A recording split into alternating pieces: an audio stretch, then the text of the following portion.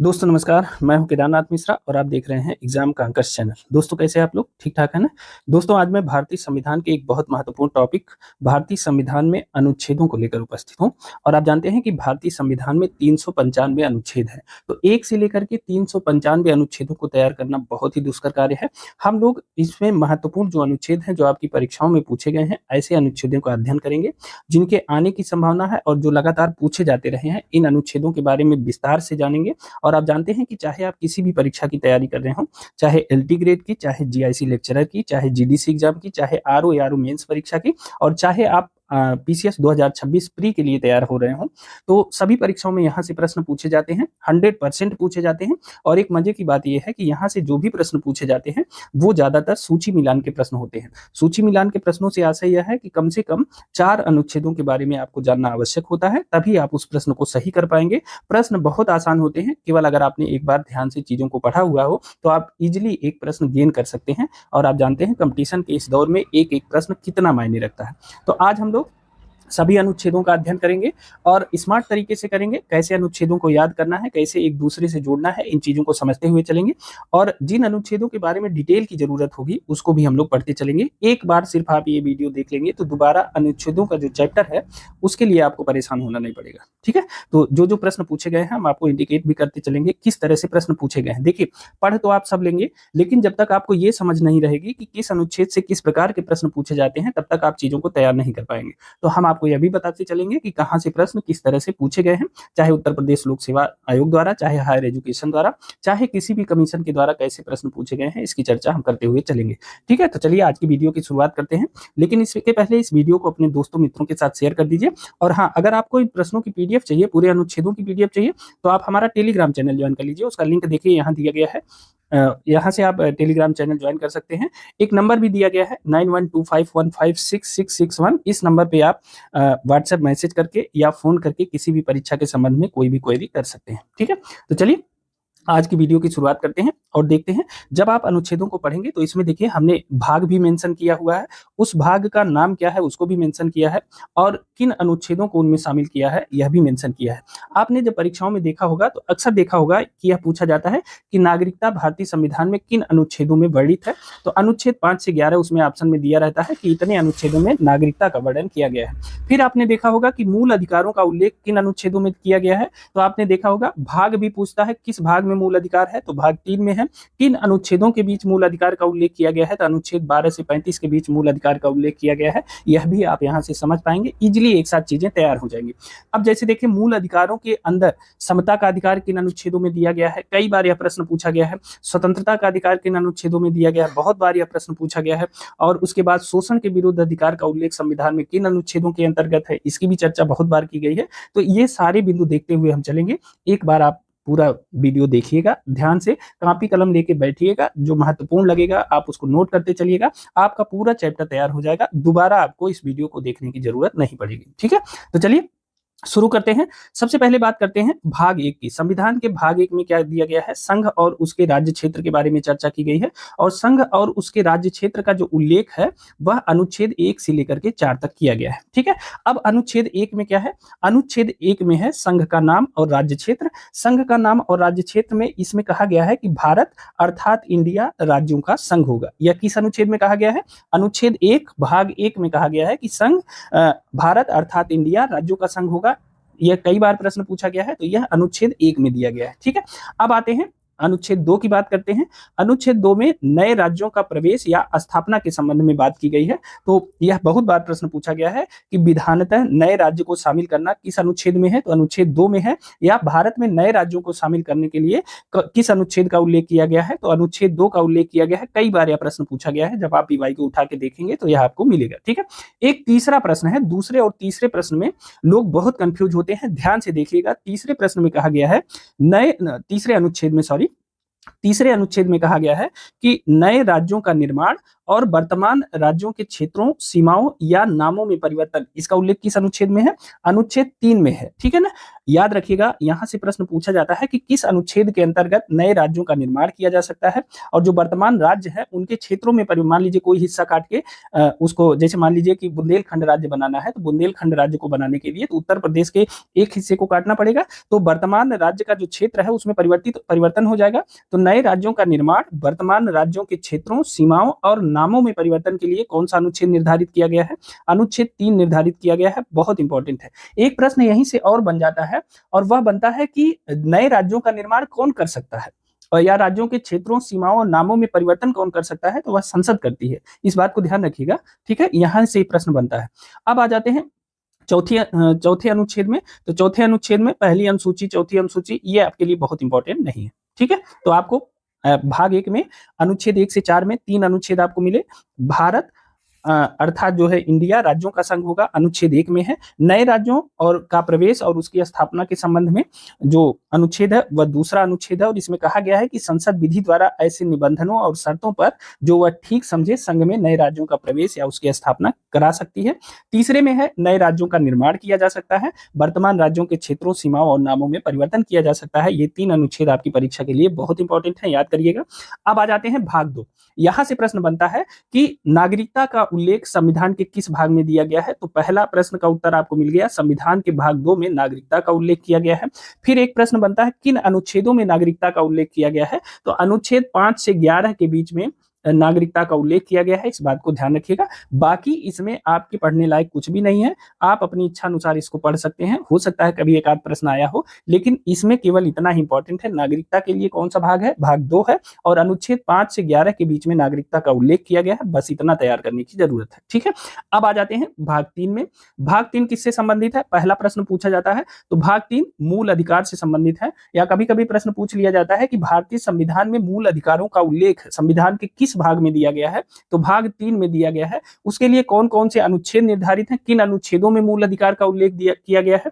तो अनुच्छेद 12 से 35 के बीच में मूल अधिकारों का उल्लेख किया गया है। इस बात को याद रखेंगे, बहुत बार प्रश्न पूछा गया है। ठीक है, अब देखिए, अब इन अनुच्छेदों को देख लेते हैं। 12 से 35 के बीच में बहुत इंपॉर्टेंट है, हमारी परीक्षा में पूछे जाते हैं, लगातार पूछे जाते हैं। अब देखिए, अनुच्छेद 12 जो है इसकी परिभाषा के संबंध में है, लेकिन अनुच्छेद 13 बहुत इंपॉर्टेंट है। यह आपकी परीक्षा में बहुत बार बहुत रूपों में पूछा गया है। अनुच्छेद 13 क्या है? मूल अधिकारों से असंगत या उन पर उनका अल्पीकरण करने वाली विधियां। अब देखिए, इसका क्या मतलब है? इसमें यह कहा गया है कि राज्य कोई भी ऐसी विधि नहीं बनाएगा जो किसी के मूल अधिकार को छीनती है या उसके मूल अधिकार को कम करती है। अगर कोई ऐसी विधि राज्य बनाता है तो उसको उस लेवल तक शून्य माना जाएगा जहां तक वह व्यक्ति के मूल अधिकारों का हनन करती है। ठीक है, यह प्रश्न बहुत बार पूछा गया है कि मूल अधिकारों के लिए यह एक मानक का कार्य करती है कि राज्य जो है कोई भी ऐसी विधि नहीं बनाएगा जिससे किसी व्यक्ति का मूल अधिकार या व्यक्तियों का मूल अधिकार का हनन होता है। बहुत बार प्रश्न पूछा गया है। तो मूल अधिकारों से असंगत या उनका अल्पीकरण करने वाली जो विधियां हैं वह अनुच्छेद 13 में दी गई हैं, इसे याद रखेंगे। ठीक है, अब देखिए, एक प्रश्न पूछा जाता है कि भारतीय संविधान में समता के अधिकार का वर्णन किन अनुच्छेदों में किया गया है? तो अनुच्छेद 14 से 18 के बीच में समता के अधिकार का वर्णन किया गया है और यह मूल अधिकार के अंतर्गत आता है, क्योंकि मूल अधिकार आप जानते हैं अनुच्छेद 12 से 35 तक है, तो 35 तक जितने अनुच्छेद हैं वो सभी मूल अधिकारों में है। समता का अधिकार अनुच्छेद 14 से 18 तक, यानी कुल 5 अनुच्छेदों में समता का अधिकार दिया गया है। यह भी प्रश्न पूछा गया है कितने अनुच्छेदों में समता का अधिकार दिया गया है? तो 5 अनुच्छेदों में। अनुच्छेद 14 क्या है? विधि के समक्ष समता की बात कही गई है और इसमें कहा गया है कि विधि के समक्ष राज्य भारत के राज्य क्षेत्र में किसी व्यक्ति को विधि के समक्ष समता या विधियों के समान संरक्षण से वंचित नहीं करेगा। ठीक है, विधि के समय आप इतना याद रखिए, जो हेडिंग दी गई है यही आपकी परीक्षा में पूछा जाएगा। तो विधि के समक्ष समता 14 में दिया गया है। अनुच्छेद 15 की बात करेंगे। अनुच्छेद 15 में धर्म, मूल वंश, जाति, लिंग या जन्म स्थान के आधार पर विभेद का प्रतिषेध। किसके किसके आधार पर? धर्म के आधार पर, मूल वंश के आधार पर, जाति के आधार पर और लिंग के आधार पर और जन्म स्थान के आधार पर किसी से विभेद नहीं किया जा सकता है। इस बात को ध्यान रखिएगा। ठीक है, अगला देख लेते हैं। जो 16वां है अनुच्छेद, वह है लोक नियोजन के विषय में अवसर की समता। लोक नियोजन के विषय में अवसर की समता अनुच्छेद किसमें दिया है? 16 में दिया है। बहुत बार यह प्रश्न पूछा गया है। अब देखिए, अनुच्छेद 15 और 16 में 2 उपभाग ऐसे हैं जो अक्सर परीक्षाओं में पूछे जाते हैं। एक है अनुच्छेद 15(4), इसकी चर्चा कर लेते हैं, क्योंकि आजकल परीक्षाओं में यहाँ से प्रश्न पूछा जाता है। अनुच्छेद 15(4) इसमें क्या उल्लेख किया गया है? अनुच्छेद 15(4) में यह कहा गया है कि राज्य जो है सामाजिक और शैक्षणिक दृष्टि से पिछड़े हुए नागरिकों के किसी वर्गों की उन्नति के लिए या अनुसूचित जातियों और अनुसूचित जनजातियों के लिए कोई विशेष उपबंध कर सकती है। यह किसमें दिया गया है? अनुच्छेद 15(4) में दिया गया है। और अनुच्छेद 15(5) की बात करेंगे, 15(5) का भी उल्लेख यहीं कर लेते हैं कि राज्य नागरिकों के किसी सामाजिक और शैक्षणिक रूप से पिछड़े वर्गों या अनुसूचित जाति या अनुसूचित जनजाति की उन्नति के लिए जहां तक ऐसे विशेष उपबंध हैं, उनके शिक्षा संस्थाओं में प्रवेश से संबंधित है, उसके लिए विशेष व्यवस्था कर सकती है। तो जो आरक्षण का उपबंध है, चाहे स्कूलों में सीटों का आरक्षण और चाहे नौकरियों में आरक्षण का जो उपबंध है, वह अनुच्छेद 15(4) और 15(5) से दिया गया है। ठीक है ना, इस बात को याद रखिएगा, यहाँ से प्रश्न पूछे गए हैं परीक्षाओं में। अब जहां तक अनुच्छेद 16 की बात है कि लोक नियोजन के विषय में अवसर की क्षमता, मतलब अगर सरकार द्वारा कोई वैकेंसी खाली है और उस वैकेंसी पर कोई फार्म भराया जाता है तो सबके लिए समान अवसर उपलब्ध होने चाहिए। पहली बात, इसका मतलब यह है अनुच्छेद 16 का। अब इसका एक उपभाग है और वह है अनुच्छेद 16(4). यह भी अक्सर परीक्षाओं में पूछा गया है। अनुच्छेद 16(4) में इसका उल्लेख किया गया है कि अगर मान लीजिए कि किसी पद के लिए कोई वैकेंसी निकली है या किसी पद पर किसी वर्ग विशेष का प्रतिनिधित्व कम है, राज्य के पिछड़े हुए नागरिकों के किसी वर्ग के पक्ष में जिनका प्रतिनिधित्व राज्य की राय में कम है, राज्य के अधीन सेवाओं में पर्याप्त नहीं है, इसके लिए सरकार जो है कोई व्यवस्था बना सकती है। मान लीजिए कि किसी ओबीसी वर्ग का किसी पद के लिए पर्याप्त प्रतिनिधित्व नहीं है, उनकी संख्या कम है, तो सरकार उनके लिए अलग से कोई प्रावधान कर सकती है और इसीलिए कोटे वाली जो वैकेंसियां आती थी वो इसी के तहत आती थी। ठीक है, तो इस बात को भी याद रखिएगा, यह भी इंपॉर्टेंट है। 15(4), 15(5) और 16(4) अक्सर परीक्षाओं में इस समय चर्चा में रहते हैं, पूछे जाते हैं लगातार। ठीक है, तो इन दोनों को याद रखेंगे। अब आ जाते हैं अनुच्छेद 17 के तहत। अनुच्छेद 17 क्या कहता है? अस्पृश्यता का अंत। बहुत बार यह प्रश्न पूछा गया है। अस्पृश्यता के अंत का उल्लेख किस अनुच्छेद में किया गया है? अनुच्छेद 17 में किया गया है। और कहा जाता है कि कोई भी व्यक्ति किसी को अस्पृश्य, जैसे पहले होता था कि कुएं पे पानी लेने जाने पर लोग जो है उसे अछूत मानते थे, ऐसा, तो अब ये चीजें समाप्त कर दी गई हैं भारतीय संविधान के अनुच्छेद 17 के द्वारा। ठीक है, तो अस्पृश्यता का अंत हो गया है। अनुच्छेद 18 क्या है? उपाधियों के अंत से संबंधित है, याद रखिएगा। अस्पृश्यता का अंत और उपाधियों का अंत अनुच्छेद 18 में दिया गया है। लगातार यहाँ से प्रश्न पूछे जाते हैं, सिर्फ इतना ही पूछा जाता है कि अनुच्छेद 18 में क्या वर्णित है, तो उपाधियों का अंत वर्णित है। ठीक है, चलिए अब अगले तथ्य की तरफ चलते हैं। देखिए, स्वतंत्रता का अधिकार, यह प्रश्न बहुत बार पूछा गया है कि स्वतंत्रता के अधिकार का उल्लेख संविधान के किन अनुच्छेदों के अंतर्गत किया गया है? तो स्वतंत्रता के अधिकार का उल्लेख मूल अधिकार के अंतर्गत अनुच्छेद 19 से 22 के बीच में किया गया है। देखिए, सबसे पहले तो यह जान लीजिए कि कौन सा अनुच्छेद किसके लिए बना हुआ है। ठीक है, उसका मुख्य विषय क्या है। अगर हम पूरा डिटेल से बताएंगे तो ये वीडियो कई घंटे की हो जाएगी, तो सबसे पहले यह जान लेते हैं कि कौन सा अनुच्छेद किसके लिए बना है, उसका मुख्य टॉपिक क्या है, मुख्य विषय क्या है। ठीक है, तो स्वतंत्रता के अधिकार का जो उल्लेख हुआ है वह भारतीय संविधान में मूल अधिकारों के अध्याय के अंतर्गत 19 से 22 अनुच्छेद के बीच में हुआ है। ठीक है, तो 19 से 22 के अनुच्छेदों के बीच अनुच्छेद 19 क्या है? वाक स्वातंत्र आदि विषयक कुछ अधिकारों का संरक्षण अनुच्छेद 19 में दिया गया है। और इसी में जब 19 क की बात की जाती है, इसी में 19 क ये क्या हो जाता है? 19 का प्रेस की स्वतंत्रता से संबंधित है। किससे? प्रेस की स्वतंत्रता इसी में समाहित होती है। मैं आपको बताते हुए चलता हूं क्योंकि यह प्रश्न परीक्षा में पूछा जाता है। अनुच्छेद 19 का किस में आता है? प्रेस की स्वतंत्रता से संबंधित। ठीक है ना, 19(1) का है ये ध्यान रखिएगा। 19(1) का क है, 19(1) का क है ये। ठीक है, और यहाँ से प्रश्न पूछे गए हैं कई बार, तो कभी कभी 19(1) ही दे देता है, कभी 19(1) का क दे देता है। यह प्रेस की स्वतंत्रता से संबंधित है। ठीक है, अनुच्छेद 20 किससे संबंधित है? अनुच्छेद 20 अपराधों के लिए दोष सिद्धि के संबंध में संरक्षण से संबंधित है। याद रखिएगा, एक प्रश्न पूछा जाता है संविधान का कौन सा अनुच्छेद प्राण और दैहिक स्वतंत्रता से संबंधित है? तो अनुच्छेद 21 प्राण और दैहिक स्वतंत्रता से संबंधित है, इस बात को भी याद रखिएगा। अनुच्छेद 21 का क शिक्षा के अधिकार से संबंधित है, बहुत इंपॉर्टेंट है। अनुच्छेद 21 का क किससे संबंधित है? शिक्षा के अधिकार से संबंधित है, और शिक्षा के अधिकार को मूल अधिकार बना दिया गया था अनुच्छेद 21 के क में शामिल करके। अब आपको यह बताना है कि शिक्षा के अधिकार को मूल अधिकार बनाया गया किस संविधान संशोधन के द्वारा? यह प्रश्न परीक्षाओं में पूछ लिया जाता है। तो देखिए, आप जानते हैं कि 86वां संविधान संशोधन हुआ था, 86वां संविधान संशोधन। ठीक है, ये कब हुआ था? यह हुआ था 2002 में। 86वां संविधान संशोधन, और 86वें संविधान संशोधन 2002 के द्वारा अनुच्छेद 21 का जोड़ा गया और शिक्षा के अधिकार को मूल अधिकार बना दिया गया। अब इसमें एक चीज और आपको याद रखना है कि जो अनुच्छेद 21 के अंतर्गत शिक्षा का अधिकार दिया गया है, इसमें बच्चों की आयु क्या रखी गई है, तो वह आयु रखी गई है 6 से 14 वर्ष। ठीक है, 6 से 14 वर्ष तक के जो बच्चे हैं, उन बच्चों की निःशुल्क शिक्षा और अनिवार्य शिक्षा उपलब्ध कराने का दायित्व किसे दिया गया है, सरकार को दिया गया है, और बच्चों का यह मूल अधिकार है। दो चीजें याद रखिएगा, अनुच्छेद 21 का शिक्षा के अधिकार से संबंधित है, 86वें संविधान संशोधन 2002 के द्वारा इसे मूल अधिकार में शामिल किया गया था, और 6 से 14 वर्ष तक के बच्चों को इसमें शामिल किया जाता है। ठीक है, अब आ जाते हैं अनुच्छेद 22 की बात करते हैं। कुछ दशाओं में गिरफ्तारी और निरोध से जो संरक्षण है वह अनुच्छेद 22 में बताया गया है। ठीक है ना, मतलब इसमें यह कहा गया है कि अगर किसी भी व्यक्ति को गिरफ्तार किया जाएगा तो उसे यथाशीघ्र इसका कारण बता दिया जाएगा कि उसे क्यों गिरफ्तार किया गया है।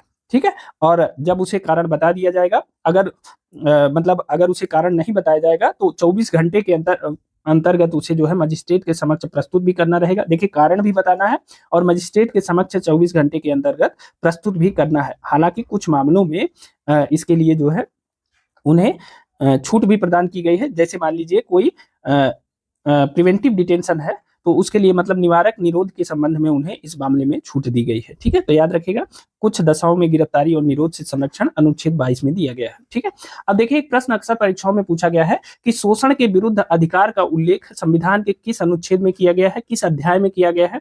तो शोषण के विरुद्ध जो अधिकार है उसका जो अध्याय है वह मूल अधिकारों का अध्याय है, और जो अनुच्छेद उसके लिए निर्धारित है वह अनुच्छेद 23 और 24। देखिए, अनुच्छेद 23 और 24 बहुत बार परीक्षाओं में पूछा गया है। अनुच्छेद 23 में कहा गया है कि मानव के दुर्व्यापार और बलात्श्रम पर प्रतिषेध लगाया जाता है। किसपे? मानव के दुर्व्यापार और बलात्श्रम पर प्रतिषेध, या बलात्श्रम की जगह आप इसे कहते हैं बेगारी। ठीक है, बेगारी पर प्रतिषेध लगाया गया है, मतलब उस पर रोक स्थापित किया गया है। मतलब न तो कोई किसी व्यक्ति का दुर्व्यापार कर सकता है और न तो उससे कोई बेगारी करवा सकता है। अगर इसका उल्लंघन कोई करता है तो वह दंडनीय है। ठीक है, याद रखिएगा।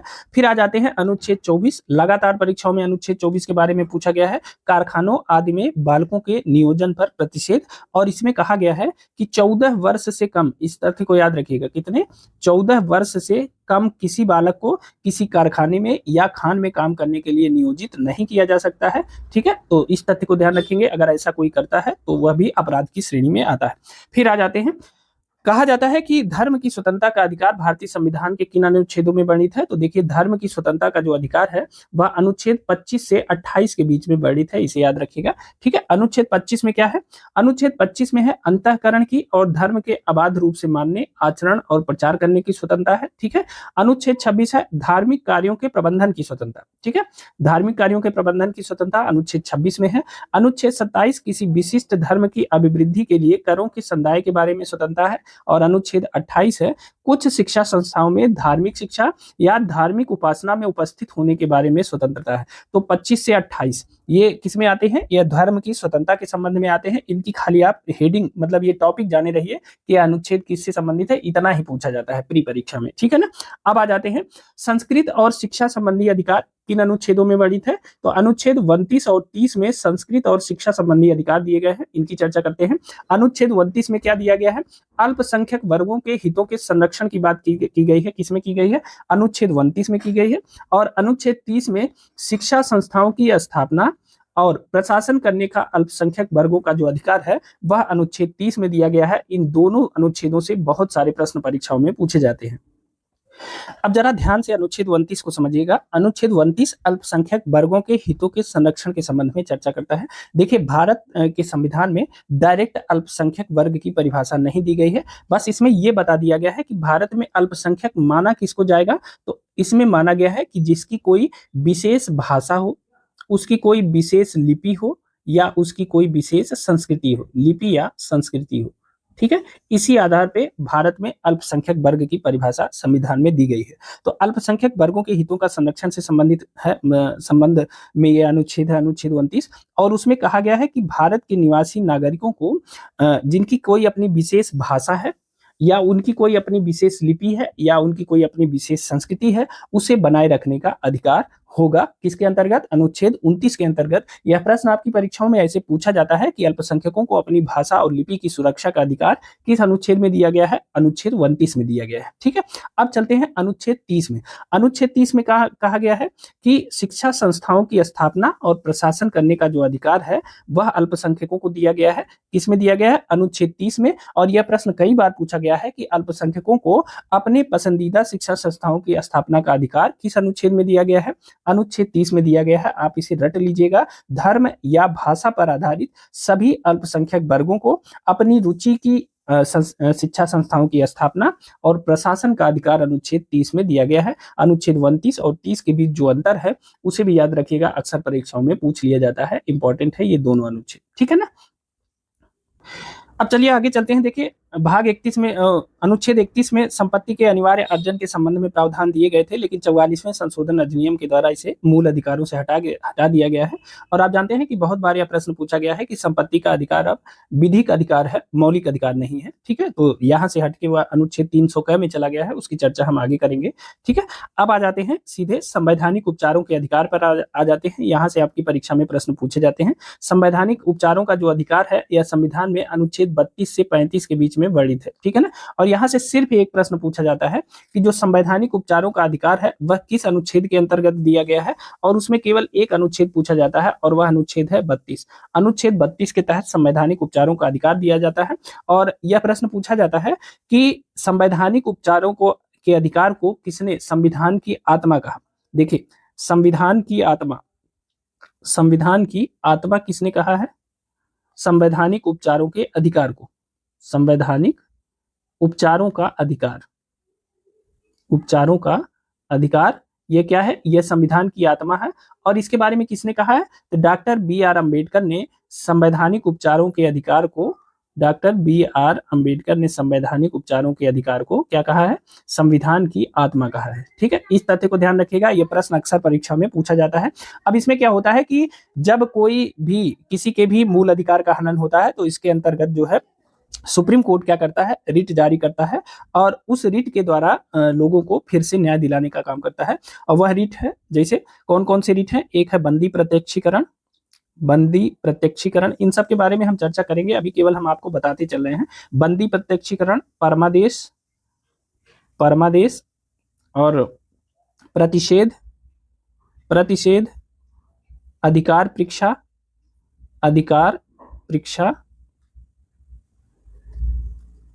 परीक्षा और जो है उत्प्रेषण। तो इतने 5 प्रकार की रिट है। ठीक है, उत्प्रेषण, ये 5 प्रकार की रिट जारी करके सुप्रीम कोर्ट नागरिकों के मौलिक अधिकारों की रक्षा करता है, इस बात को ध्यान रखिएगा। तो अनुच्छेद 32 संवैधानिक उपचारों के अधिकार के संबंध में है और इसके द्वारा विभिन्न रिट जारी की जाती है इसी अनुच्छेद के अंतर्गत सुप्रीम कोर्ट के द्वारा। ठीक है, संविधान की आत्मा संवैधानिक उपचारों के अधिकार को डॉक्टर बी.आर. अम्बेडकर ने कहा था। ठीक है, अब आ जाते हैं, ये हो गया भाग 3 मौलिक अधिकारों के संबंध में बात। अब आ जाते हैं सीधे भाग 4। भाग 4 किससे संबंधित है, एक प्रश्न यह पूछा जाता है कि संविधान के भाग 4 का संबंध किससे है, तो भाग 4 जो है राज्य की नीति के निर्देशक तत्वों के संबंध में है।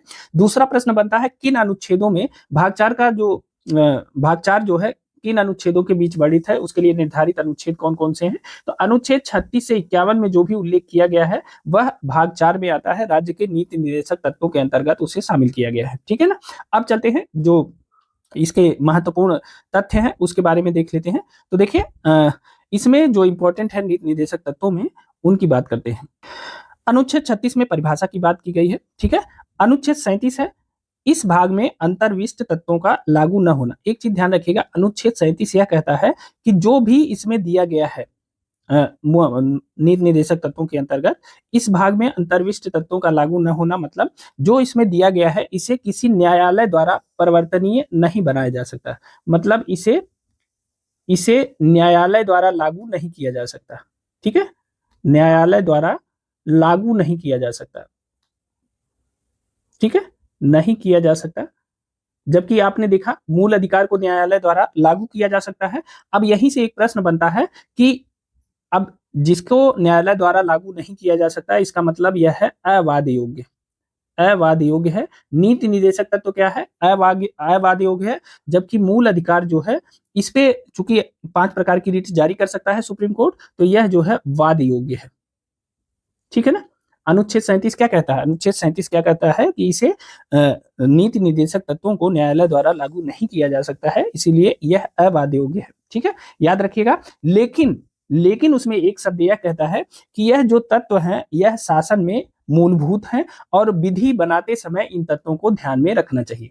ठीक है, ऐसा अनुच्छेद 37 कहता है। ठीक है, अब आते हैं अनुच्छेद 38 की बात करते हैं। अनुच्छेद 38, राज्य लोक कल्याण की अभिवृद्धि के लिए सामाजिक व्यवस्था बनाएगा। इस बात को ध्यान रखेंगे, राज्य ऐसी व्यवस्था करेगा जिससे लोक कल्याण में वृद्धि हो। यह नीति निर्देशक तत्व है। अनुच्छेद 39 की बात करते हैं। अनुच्छेद 39 में राज्य द्वारा अनुसरणीय कुछ नीति तत्वों की बात की गई है। ठीक है, आपके परीक्षा में जो सबसे इंपॉर्टेंट प्रश्न पूछा जाता है वह अनुच्छेद 39 क के संबंध में पूछा जाता है। अनुच्छेद 39 क है समान न्याय और निःशुल्क विधिक सहायता। यही एकदम शब्द ही दिए रहते हैं आपके पेपर में कि समान न्याय और निःशुल्क विधिक सहायता के लिए कौन सा अनुच्छेद निर्धारित है, तो अनुच्छेद 39 क है और यह जो है नीति निर्देशक तत्वों के अंतर्गत आता है।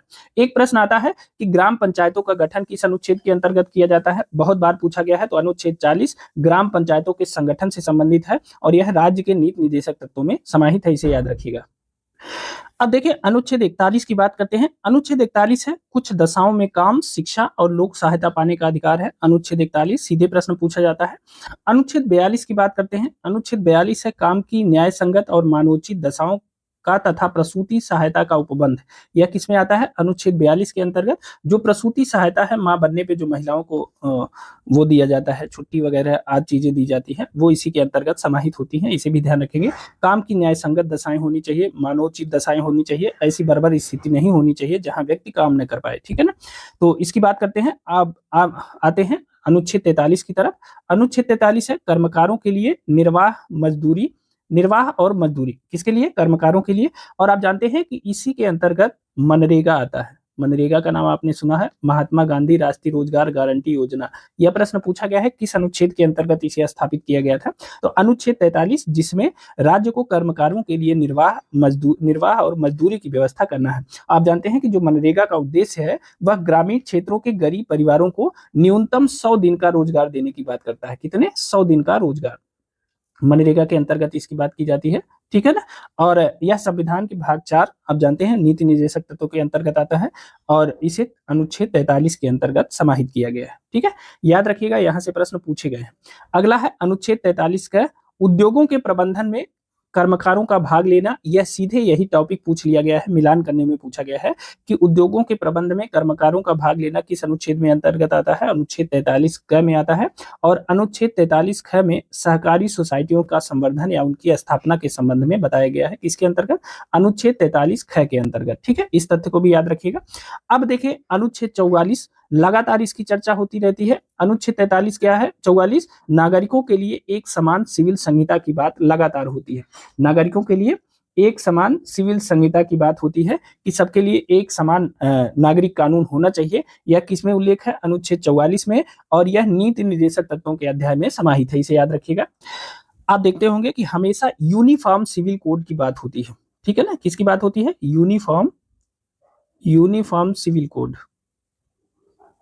ठीक है, तो यही है समान सिविल संहिता, एक समान सिविल संहिता की बात होती है। ठीक है, कि पूरे देश में सबके लिए एक कानून हो, विवाह के एक कानून हो, बाकी चीजों के लिए सबके लिए एक कानून होने चाहिए, और इस पे वर्तमान में देश में बहुत चर्चा चल रही है।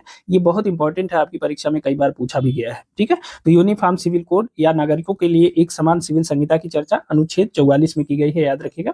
अब आते हैं अनुच्छेद 45, और यह भी बहुत इंपॉर्टेंट अनुच्छेद है। अनुच्छेद 45, 6 वर्ष से कम आयु के बालकों के लिए प्रारंभिक बाल्यावस्था देखरेख और शिक्षा का उपबंध। किसमें किया गया है? अनुच्छेद 45 में किया गया है, इस बात को ध्यान रखेंगे। देखिए अनुच्छेद 44 में हम लोगों ने क्या पढ़ा? अनुच्छेद 21 क में, अनुच्छेद 21 क में हमने 6 से 14 वर्ष तक के बच्चों की बात की थी, और 6 से 14 बच्चों की निःशुल्क शिक्षा का प्रबंध कौन करेगा? राज्य करेगा। लेकिन अनुच्छेद 45 जो पहले से संविधान में निर्धारित है, 6 से 14 को तो हमने जोड़ा था अनुच्छेद 21 के अंतर्गत, लेकिन जो अनुच्छेद 45 है वह संविधान में पहले से समाहित है, और अनुच्छेद 45 में 6 वर्ष से कम यानी 0 से 6 की बात करता है। किसकी बात करता है? 0 से 6 वर्ष की बात करता है अनुच्छेद 45, और ऐसे बच्चों की शिक्षा का जो प्रबंध है, पूरे बाल्यावस्था देख रेख की जो व्यवस्था है, उसके लिए प्रावधान किया गया है, ठीक है ना। और इसमें भी राज्य को निर्देशित किया गया है कि राज्य 6 वर्ष की आयु के सभी बच्चों के पूर्व बाल्यकाल की देखरेख और उसको शिक्षा देने का प्रयास करेगा, ठीक है। तो 0 से 6 वर्ष का उल्लेख अनुच्छेद 45 में किया गया है। और इसे भी ध्यान रखिएगा, संविधान का जो 86वां संशोधन है, 86वां संशोधन, उसकी धारा 2, इसकी जो है धारा 2 के द्वारा इसे स्थापित प्रतिस्थापित किया गया है, इसे भी ध्यान रखिएगा, ठीक है, यह भी इंपॉर्टेंट है। अब आ जाते हैं अनुच्छेद 46 की बात करते हैं। यह भी बहुत बार परीक्षाओं में प्रश्न पूछा गया है। अनुच्छेद 46 है अनुसूचित जातियों, अनुसूचित जनजातियों और अन्य दुर्बल वर्गों के शिक्षा और अर्थ संबंधी हितों की अभिवृद्धि की बात राज्य करता है, राज्य को निर्देश दिया गया है, ठीक है। तो अनुसूचित जातियों, अनुसूचित जनजातियों और अन्य दुर्बल वर्गों के शिक्षा और अर्थ संबंधी हितों की अभिवृद्धि किस अनुच्छेद में है? अनुच्छेद 46 के अंतर्गत है, इसे भी ध्यान रखेंगे, लगातार प्रश्न परीक्षाओं में पूछा जाता है। अनुच्छेद 47 की भी चर्चा करते हैं। पोषाहार स्तर और जीवन स्तर को ऊंचा करने और लोक स्वास्थ्य को सुधार करने का राज्य का जो कर्तव्य है, इसका उल्लेख अनुच्छेद 47 में किया गया है, ठीक है। अब आ जाते हैं अनुच्छेद 48, बहुत बार प्रश्न परीक्षाओं में पूछा गया है।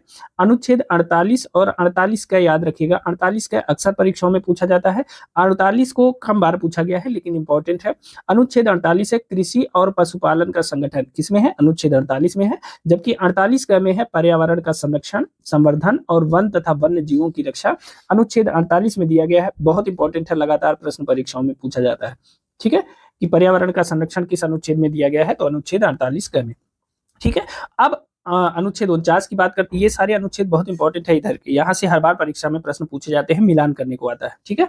49 में क्या है? राष्ट्रीय महत्व के संस्मारकों, स्थानों और वस्तुओं का संरक्षण किस अनुच्छेद में है? अनुच्छेद 49 में है। एक प्रश्न आपने बहुत बार सुना होगा, किस अनुच्छेद में है जहां कार्यपालिका से न्यायपालिका का पृथककरण की चर्चा की गई है? तो अनुच्छेद 50 कहता है कि कार्यपालिका को न्यायपालिका से पृथक किया जाना चाहिए, ठीक है। तो कार्यपालिका से न्यायपालिका का पृथककरण अनुच्छेद 50 में दिया है, बहुत इंपॉर्टेंट है, आपकी परीक्षा में पूछा गया है। एक प्रश्न बहुत बार पूछा गया है, अंतरराष्ट्रीय शांति और सुरक्षा की अभिवृद्धि के लिए जो निर्धारित अनुच्छेद है वह कौन सा है? तो अनुच्छेद 51 कहता है अंतरराष्ट्रीय शांति और सुरक्षा की अभिवृद्धि, ठीक है। आप सिर्फ हेडिंग याद रखिए, आपकी परीक्षा में इससे बाहर प्रश्न कभी नहीं जाएगा। अब आ जाते हैं अगले प्रश्न की तरफ। देखिए, अब अभी तक हम लोगों ने भाग 4 तक पढ़ लिया है। अब भाग 4 क की बात करते हैं। यह कितनी बार यह प्रश्न मिलाने को आया है कि मूल कर्तव्य किस भाग में दिए गए हैं? तो संविधान के भाग 4 क में मूल कर्तव्य दिए गए हैं। 1000 बार यह प्रश्न पूछा गया है, ठीक है ना। और ऐसे लिख देता है, भाग 4 का ये है ना, अब उसको ऐसे लिख देता है, तो इससे क्या होता है? गलत हो जाता है, ये गलत है। तो भाग 4 क में किसका उल्लेख किया गया है? मूल कर्तव्य क्या? और मूल कर्तव्य के लिए जो अनुच्छेद निर्धारित है, किस अनुच्छेद में? अनुच्छेद 51 क में मूल कर्तव्य की बात की गई है। 11 मूल कर्तव्य हैं और इन्हें आपको याद रखना है, क्योंकि इन मूल कर्तव्यों में से भी प्रश्न पूछे जाते हैं, ठीक है। अब ध्यान से पढ़ते चलिएगा, क्योंकि यही लाइन दे दी जाती है और पूछ लिया जाता है कि कौन मूल कर्तव्य नहीं है, ठीक है, कि किसका उल्लेख संविधान में नहीं है। तो ध्यान से देखते चलेंगे। पहला मूल कर्तव्य है संविधान का पालन करें और उसके आदर्शों, संस्थाओं, राष्ट्रध्वज और राष्ट्रगान का आदर करें। अब देखिए, यही आदर को ना वो बदल देता है, सम्मान कर देता है, और यह गलत हो जाता है। आपने देखा होगा कई बार प्रश्न पूछता है कि इनमें से कौन मूल अधिकार नहीं है, तो इसी आदर शब्द को काट के वह सम्मान कर देता है और यह मूल अधिकार में नहीं आता, वो मूल कर्तव्य में नहीं आता, सॉरी, ठीक है। तो याद रखिएगा, यही लाइन आपको लिखनी है, यही लाइन आपको याद रखना है। संविधान का पालन करें और उसके आदर्शों, संस्थाओं, राष्ट्रध्वज और राष्ट्रगान का आदर करें। दूसरा है स्वतंत्रता के लिए हमारे राष्ट्रीय आंदोलन को प्रेरित करने वाले उच्च आदर्शों को हृदय में संजोए रखें और उनका पालन करें। तीसरा है भारत की प्रभुता, एकता और अखंडता की रक्षा करें और उससे अक्षुण्ण रखें। चौथा है देश की रक्षा करें और आवाहन किए जाने पर राष्ट्र की सेवा करें। पांचवें की तरफ चलते हैं। पांचवा मूल कर्तव्य है भारत के सभी लोगों में समरसता और समान भ्रातृत्व की भावना का निर्माण करें, जो धर्म, भाषा और प्रदेश या वर्ण पर आधारित सभी भेदभाव से परे हो। ऐसी प्रथाओं का त्याग करें जो स्त्रियों के विरुद्ध है, इस बात को भी ध्यान रखेंगे। ऐसी प्रथाएं जैसे सती प्रथा, ऐसी प्रथाओं का त्याग करें जो स्त्रियों के विरुद्ध है, ठीक है। अगला देख लेते हैं। अगला है हमारी सामाजिक संस्कृति की गौरवशाली परंपरा का महत्व समझें और उसका परिरक्षण करें, ठीक है, याद रखेंगे। अगला है प्राकृतिक पर्यावरण की, जिसके अंतर्गत वन, झील, नदी और वन्य जीव हैं, इनकी रक्षा करें और उनका संवर्धन करें तथा प्राणी मात्र के लिए दया भाव रखें, इसे भी याद रखेंगे। अगला है वैज्ञानिक दृष्टिकोण, मानववाद और ज्ञानार्जन तथा सुधार की भावना का विकास करें, यह भी इंपॉर्टेंट है, लगातार पूछा जाता है। अगला है सार्वजनिक संपत्ति को सुरक्षित रखें और हिंसा से दूर रखें। ध्यान रखिए, जो जाते ही ना गाड़ियां फूकने का काम करते हैं, सार्वजनिक संपत्ति को नुकसान पहुंचाने का कार्य करते हैं, इसे मूल कर्तव्य में आपके बताया गया है कि सार्वजनिक संपत्ति को सुरक्षित रखें और हिंसा से दूर रहें। अगला है व्यक्तिगत और सामूहिक गतिविधियों के सभी क्षेत्रों में उत्कर्ष की ओर बढ़ने का सतत प्रयास करें, जिससे राष्ट्र निरंतर बढ़ते हुए प्रयत्न और उपलब्धि की नई ऊंचाइयों को छू ले। अगला है यदि माता पिता या संरक्षक हैं 6 से 14 वर्ष तक की आयु वाले अपने यथास्थिति बालक या प्रतिपाल्य के लिए शिक्षा का अवसर प्रदान करें। बहुत इंपॉर्टेंट है, ठीक है ना, यह बहुत इंपॉर्टेंट है, यह आखिरी है, यानी यह 11वां मूल कर्तव्य है। पहले संविधान में केवल 10 मूल कर्तव्य थे और इसे बाद में जोड़ा गया, यह 11वां मूल कर्तव्य है। यदि माता पिता और या संरक्षक हैं 6 से 14 वर्ष तक की आयु वाले अपने यथास्थिति बालक या प्रतिपाल्य के लिए शिक्षा के अवसर प्रदान करेंगे। ध्यान रखिएगा, यह जो बच्चे की आयु दी गई है 6 से 14 वर्ष, याद रखिएगा, इसी को ऊपर नीचे करके आयोग प्रश्न बना देता है और पूछ लेता है इनमें से कौन मूल कर्तव्य में शामिल नहीं है। अब यहाँ से एक प्रश्न और बन जाता है कि 11वां मूल कर्तव्य कब शामिल किया गया संविधान में? तो एक संविधान संशोधन हुआ, 86वां संविधान संशोधन, ठीक है, 86वां संशोधन होता है संविधान संशोधन। यह कब होता है? यह 2002 में 86वां संविधान संशोधन होता है। उसी की धारा 4 के द्वारा 11वां मौलिक कर्तव्य जोड़ा गया है। बहुत बार परीक्षाओं में पूछा गया है कि किस संविधान संशोधन के द्वारा 11वें मौलिक कर्तव्य को जोड़ा गया है, तो 86वां संविधान संशोधन। यहाँ तक चीजें मुझे लगता है क्लियर है, कोई दिक्कत नहीं है। अब चलते हैं संविधान के भाग 5 की तरफ। संविधान का भाग 5 जो है वह किससे संबंधित है? वह संघ से संबंधित है, यूनियन से संबंधित है, और इसके लिए जो अनुच्छेद है वह अनुच्छेद 52 से लेकर के 151 तक, तो 100 अनुच्छेद इसके अंतर्गत आते हैं। अब इनकी चर्चा करते हैं। इसके अध्याय 1 में कार्यपालिका, राष्ट्रपति और उपराष्ट्रपति, अनुच्छेद 52 से 73 दिया गया है। अब देखिए, यहां से प्रश्न पूछा जाता है कि भारत में एक राष्ट्रपति होगा, भारत का एक राष्ट्रपति होगा, किस अनुच्छेद में इसका उल्लेख है? वह है अनुच्छेद 52 में, याद रखिएगा। अब देखिए, राष्ट्रपति के संबंध में जितने अनुच्छेद है ना, आपको एक साथ मिल जाएंगे और इससे बाहर कभी प्रश्न नहीं पूछा जाता है राष्ट्रपति के संबंध में। तो 52 से लेकर के अनुच्छेद 62 तक ये राष्ट्रपति के संबंध में दिए गए हैं और यहां से हर बार परीक्षा में प्रश्न पूछा जाएगा। क्रमबद्ध तरीके से आप इसको पढ़ते चलेंगे, ठीक है। इंपॉर्टेंट है, भारत का एक राष्ट्रपति होगा, किस अनुच्छेद में है? 52 में है, ठीक है। एक प्रश्न पूछा जाता है कि भारत की जो कार्यपालिका शक्ति है वो किस में निहित होती है? वह राष्ट्रपति में निहित होती है और इसके लिए अनुच्छेद कौन सा है? अनुच्छेद 53 है। अनुच्छेद 53, संघ की कार्यपालिका शक्ति राष्ट्रपति में निहित होगी। बहुत इंपॉर्टेंट है, लगातार प्रश्न पूछा गया है। राष्ट्रपति के निर्वाचन के संबंध में कौन सा अनुच्छेद दिया गया है? तो अनुच्छेद 54 राष्ट्रपति के निर्वाचन के संबंध में बात करता है, इसे याद करिएगा। फिर राष्ट्रपति के निर्वाचन की रीति क्या होगी, तरीका क्या होगा, इसका उल्लेख कहाँ किया गया है? तो राष्ट्रपति के निर्वाचन की जो रीति है वह अनुच्छेद 55 में उसका उल्लेख किया गया है, इस बात को याद रखेंगे। आप जानते हैं कि जो राष्ट्रपति का निर्वाचन होता है वह आनुपातिक प्रतिनिधित्व पद्धति के अनुसार एकल संक्रमणीय मत द्वारा होता है और गुप्त निर्वाचन के द्वारा होता है, तो इसे याद रखिएगा। राष्ट्रपति के निर्वाचन की जो रीति है अनुच्छेद 55 में वर्णित है। फिर एक प्रश्न पूछ लिया जाता है कि राष्ट्रपति की पदावधि के संबंध में कौन सा अनुच्छेद है? तो राष्ट्रपति की पदावधि अनुच्छेद 56 में वर्णित है। राष्ट्रपति का पुनर्निर्वाचन के लिए पात्रता किस अनुच्छेद में वर्णित है? अनुच्छेद 57 में है राष्ट्रपति का पुनर्निर्वाचन। उसके बाद एक प्रश्न पूछा जाता है कि राष्ट्रपति निर्वाचित होने के लिए जो अर्हताएं हैं वह किस अनुच्छेद में है? तो अनुच्छेद 58 में है, इसे याद रखिएगा। अनुच्छेद 59 राष्ट्रपति पद के लिए शर्तों की बात करता है, इसे भी ध्यान रखेंगे। राष्ट्रपति की शपथ का उल्लेख किस अनुच्छेद में है? तो अनुच्छेद 60 में राष्ट्रपति की शपथ का उल्लेख किया गया है। लगातार यह प्रश्न पूछा जाता है। एक प्रश्न पूछा जाता है कि राष्ट्रपति द्वारा राष्ट्रपति पर महाभियोग चलाने की जो प्रक्रिया है किस अनुच्छेद में इसका उल्लेख किया गया है? तो अनुच्छेद 61 में राष्ट्रपति पर महाभियोग चलाने की प्रक्रिया का किया गया है। और अगर राष्ट्रपति का पद रिक्त हो जाए तो उसको भरने के लिए निर्वाचन कराने का समय और जो आकस्मिक रिक्ति है उसके लिए निर्वाचित व्यक्ति की जो पदावधि है वह कब तक निर्धारित की जाएगी। तो मतलब राष्ट्रपति के पद रिक्त होने की स्थिति में जो पुनर्निर्वाचन की बात है, पुनर्निर्वाचन किसी नए राष्ट्रपति की करने की है, उसका उल्लेख अनुच्छेद 62 में दिया गया है। अब यहाँ से कोई भी अनुच्छेद आप गलत नहीं करेंगे। 52 में भारत का राष्ट्रपति, 53 में संघ की कार्यपालिका शक्ति का प्रमुख राष्ट्रपति होता है, 54 में राष्ट्रपति के निर्वाचन की बात की गई है, 55 में राष्ट्रपति के निर्वाचन का तरीका क्या होगा इसकी बात की गई है, और 56 में राष्ट्रपति की पदावधि कितने वर्ष की होगी, 5 वर्ष की होती है, उसकी बात की गई है। 57 में राष्ट्रपति द्वारा पुनर्निर्वाचन, मतलब एक कार्यकाल हो गया है, पुनर्निर्वाचित होने का उल्लेख किसमें किया गया है, 57 में। 58 राष्ट्रपति बनने के लिए कौन कौन सी अर्हताएं होनी चाहिए, कौन कौन सी योग्यताएं होनी चाहिए, इसकी बात की गई है। अनुच्छेद 59 में राष्ट्रपति पद के लिए कौन कौन सी शर्तें हैं, जैसे राष्ट्रपति कोई लाभ का पद नहीं धारण किया करेगा, या राष्ट्रपति किसी सदन या किसी राज्य के विधानमंडल के किसी सदन का सदस्य नहीं होगा, ऐसी बात की जाती है। यदि किसी संसद के किसी सदन या किसी राज्य के विधानमंडल के किसी सदन का कोई सदस्य राष्ट्रपति निर्वाचित हो जाता है तो यह समझा जाएगा उस सदन में अपना स्थान राष्ट्रपति के रूप में अपने पद ग्रहण की तारीख से उसने रिक्त कर दिया है। इसका उल्लेख 59 में किया गया है। अनुच्छेद 60 में राष्ट्रपति शपथ क्या लेते हैं, इसकी चर्चा की गई है, ठीक है।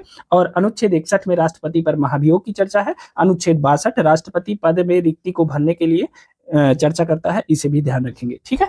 तो 52 से 62 राष्ट्रपति के संबंध में है। अब आ जाते हैं 63, उपराष्ट्रपति का उल्लेख संविधान के किस अनुच्छेद में किया गया है कि भारत का एक उपराष्ट्रपति होगा, तो अनुच्छेद 63 में इसकी चर्चा की गई है। किस अनुच्छेद में यह बताया गया है कि भारत का उपराष्ट्रपति राज्यसभा का पदेन सभापति होगा, बहुत बार यह प्रश्न पूछा गया है। तो अनुच्छेद 14 कहता है कि भारत का जो उपराष्ट्रपति है वह राज्यसभा का पदेन सभापति होगा, इस बात को ध्यान रखेंगे।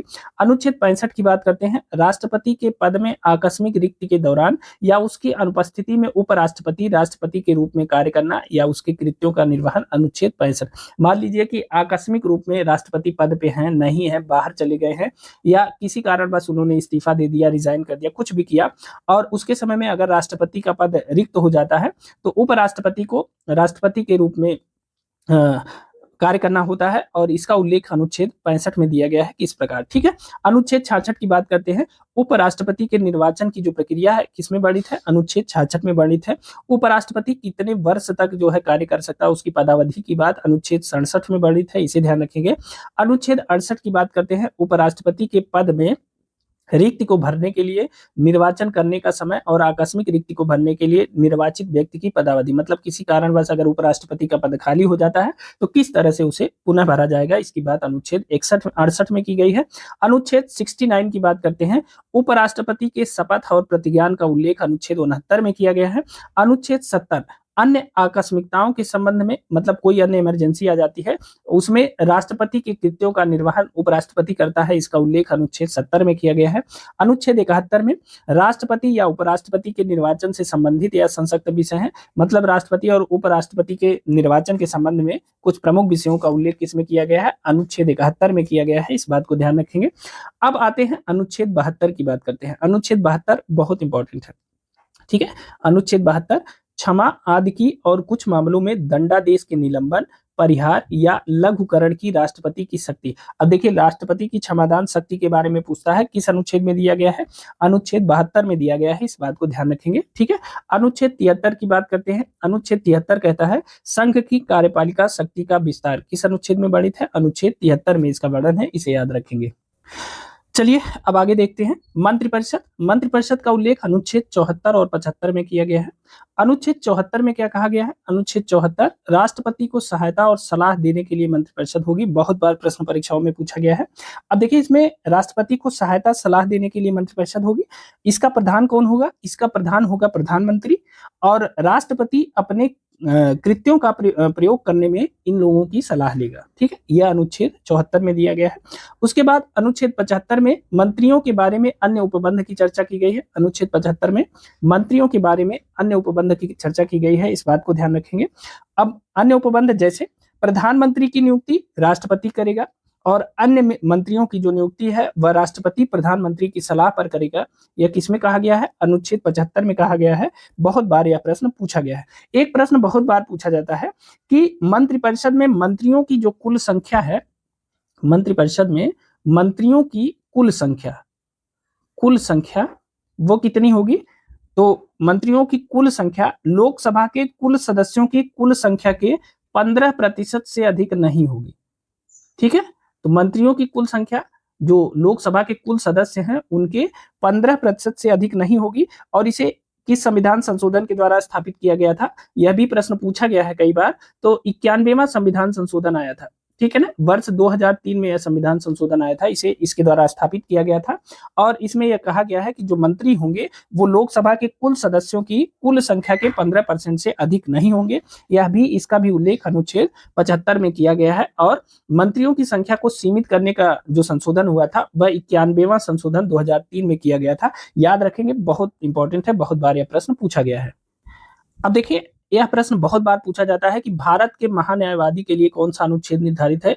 तो अनुच्छेद 76 भारत के महान्यायवादी का उल्लेख करता है। और आप जानते हैं कि जो भारत का महान्यायवादी होता है, इसकी नियुक्ति कौन करता है? इसकी नियुक्ति करते हैं राष्ट्रपति, ठीक है।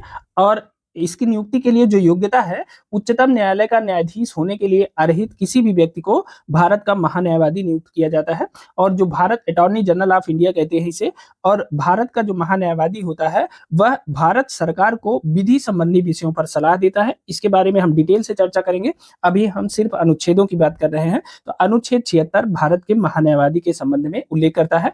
सरकारी कार्य संचालन, अनुच्छेद 77 और 78 में इसकी चर्चा है। देखिए, अनुच्छेद 77 क्या कहता है? भारत सरकार के कार्य का संचालन, इसकी बात करता है कि समस्त कार्यपालिक। देखिए, अनुच्छेद 77 भारत सरकार के कार्य संचालन, यह बहुत इंपॉर्टेंट है। क्यों इंपॉर्टेंट है? क्योंकि भारत सरकार की समस्त कार्यपालिका कार्यवाही किसके नाम से की जाती है? राष्ट्रपति के नाम से की जाती है। जो भी काम भारत सरकार करती है वह राष्ट्रपति के नाम से किया हुआ माना जाता है। इसका उल्लेख किसमें है? अनुच्छेद 77 में है, इसे ध्यान रखेंगे। तो भारत सरकार के कार्य का संचालन किसके अंतर्गत आता है? अनुच्छेद 77 के। बात करते हैं अनुच्छेद 78 की। राष्ट्रपति को जानकारी देने आदि के संबंध में प्रधानमंत्री के कर्तव्य किस अनुच्छेद में है? अनुच्छेद 78 में है। आपने देखा होगा, जब प्रधानमंत्री कोई बड़ा फैसला लेते हैं तो उसके पहले राष्ट्रपति को जरूर जानकारी देते हैं। या भारतीय प्रधानमंत्री किसी विदेश दौरे से आते हैं, कहीं से आते हैं, तो वहां क्या बातचीत हुई, ये सब संबंध में जो है राष्ट्रपति को जानकारी देते हैं। बहुत बार यह प्रश्न पूछा गया है कि अनुच्छेद 78 का संबंध किससे है? तो राष्ट्रपति को जानकारी देने आदि के संबंध में, प्रधानमंत्री के कर्तव्य के संबंध में, इसे याद रखिएगा। अब देखिए, कुछ तो प्रधानमंत्री स्वयं दे देते हैं और कुछ संघ के कार्यकलापों के संबंध में राष्ट्रपति जो जानकारी मांगते हैं इनसे, वह भी ये उपलब्ध कराते हैं। तो इसे भी याद रखिएगा, अनुच्छेद 78 के अंतर्गत इसे शामिल किया गया है। ठीक है, अब आ जाते हैं संघ के अध्याय 2 में। संघ का अध्याय 2 संसद साधारण, अनुच्छेद 79 से 88 के बीच में इसका उल्लेख है। यहां से आपको सिर्फ जो अनुच्छेद है वह उसका विषय क्या है, सिर्फ उतना पढ़ते चलना है, वही मिलान करने को पूछा जाता है। बाकी यहां से कोई डिटेल नहीं पूछा जाता है। तो अनुच्छेद 79 की बात करते हैं। अनुच्छेद 79 संसद का गठन से संबंध में है, याद रखिएगा। अनुच्छेद 80 राज्यसभा की संरचना, बहुत बार प्रश्न पूछा जाता है। संसद के गठन के संबंध में कौन सा अनुच्छेद है? 79। राज्यसभा की संरचना के संबंध में कौन सा अनुच्छेद है? 80 है। लोकसभा की संरचना का उल्लेख संविधान के किस अनुच्छेद में किया गया है? 81 में। 82 में प्रत्येक जनगणना के पश्चात पुनः समायोजन की बात की गई है। अनुच्छेद 83 संसद के सदनों की जो अवधि है उसका उल्लेख किस अनुच्छेद में किया गया है? तो संसद के सदनों की अवधि 5 साल, 6 वर्ष, या जो राज्यसभा है वो समाप्त नहीं हो सकती है। तो संसद के सदनों की अवधि जो है वह अनुच्छेद 83 में है। संसद सदस्यता के लिए अर्हता किस अनुच्छेद में दी गई है? अनुच्छेद 84, बहुत बार प्रश्न पूछा गया है। संसद का सत्र, सत्रावसान और विघटन का उल्लेख किस अनुच्छेद में है? अनुच्छेद 85 में है, बहुत इंपॉर्टेंट है। संसद के सत्र, सत्रावसान और विघटन का उल्लेख किस अनुच्छेद में है? अनुच्छेद 85 में किया गया है, इसे याद रखिएगा।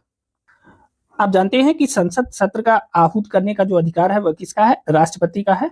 और राष्ट्रपति ही इसका सत्रावसान भी करता है, लोकसभा का विघटन भी करता है। ठीक है, तो संसद के सत्र, सत्रावसान और विघटन का उल्लेख अनुच्छेद 85 में है। ठीक है, 86 में क्या है? अनुच्छेद 86 सदनों में अभिभाषण का और उनको संदेश भेजने का राष्ट्रपति का अधिकार अनुच्छेद 86 में है। राष्ट्रपति के विशेष अभिभाषण का उल्लेख किस अनुच्छेद में किया गया है? अनुच्छेद 87 में राष्ट्रपति के विशेष अभिभाषण का उल्लेख किया गया है, याद रखेंगे। अब देखिए, ये विशेष अभिभाषण से आशय क्या है? मान लीजिए कि लोकसभा का निर्वाचन होता है, उसके निर्वाचन के पश्चात प्रथम सत्र का आरंभ होता है। तो प्रथम सत्र के आरंभ का जो भाषण है वो किसका होगा? राष्ट्रपति का विशेष अभिभाषण होगा। और प्रत्येक वर्ष के प्रथम सत्र के आरंभ में एक साथ दोनों सदनों को संबोधित करते हैं राष्ट्रपति, और उसके आवाहन के कारण को बताते हैं। ठीक है, सदनों के आवाहन के कारण को बताते हैं। यह प्रश्न पूछा गया है, कथन कारण में पूछा गया है। मैं आपको केवल याद दिला रहा हूं। सदनों, संयुक्त सदन को संबोधित करते हैं राष्ट्रपति, ठीक है, सत्र की शुरुआत में, और सदनों के आवाहन का कारण भी बताते हैं। इस लाइन को याद रखिएगा, यह प्रश्न परीक्षा में पूछा गया है, कथन कारण में पूछा गया है। 88 अनुच्छेद 88 में क्या है? अनुच्छेद 88 है सदनों के बारे में मंत्रियों और महान्यायवादी के अधिकार। सदनों के बारे में मंत्रियों और महान्यायवादी के जो अधिकार हैं वह अनुच्छेद 88 में वर्णित किया गया है, याद रखिएगा। आप जानते हैं कि जो भारत का महान्यायवादी है वह किसी भी सदन में बोल सकता है, लेकिन उसे मतदान का अधिकार नहीं है। तो यह अनुच्छेद 88 में वर्णित है, इसे याद रखेंगे, ठीक है। अब आ जाते हैं संसद के अधिकारी किस अनुच्छेद में है। अनुच्छेद 89 से लेकर के अनुच्छेद 98 तक संसद के अधिकारियों का उल्लेख किया गया है। अनुच्छेद 89 में क्या कहा गया है? अनुच्छेद 89 राज्यसभा का उपसभापति, राज्यसभा का सभापति और उपसभापति, किसमें उल्लेख है? अनुच्छेद 89 में इसका उल्लेख किया गया है। भारत का उपराष्ट्रपति राज्यसभा का पदेन सभापति होगा, इस बात को ध्यान रखेंगे, ठीक है। अब उपसभापति का पद रिक्त होना, पद त्याग और पद से हटाया जाना अनुच्छेद 90 में दिया है। राज्यसभा के उपसभापति की बात हो रही है।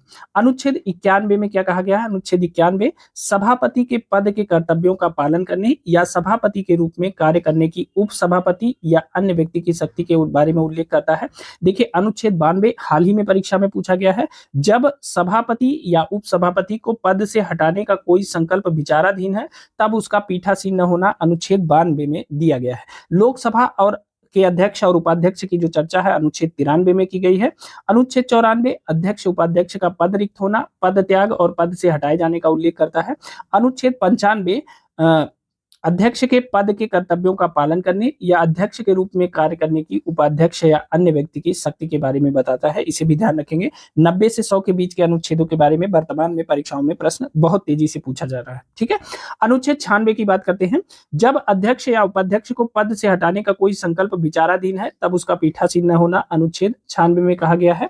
और उसके बाद सभापति और उपसभापति के उपसभापति तथा अध्यक्ष और उपाध्यक्ष मतलब लोकसभा और राज्यसभा दोनों की बात हो रही है।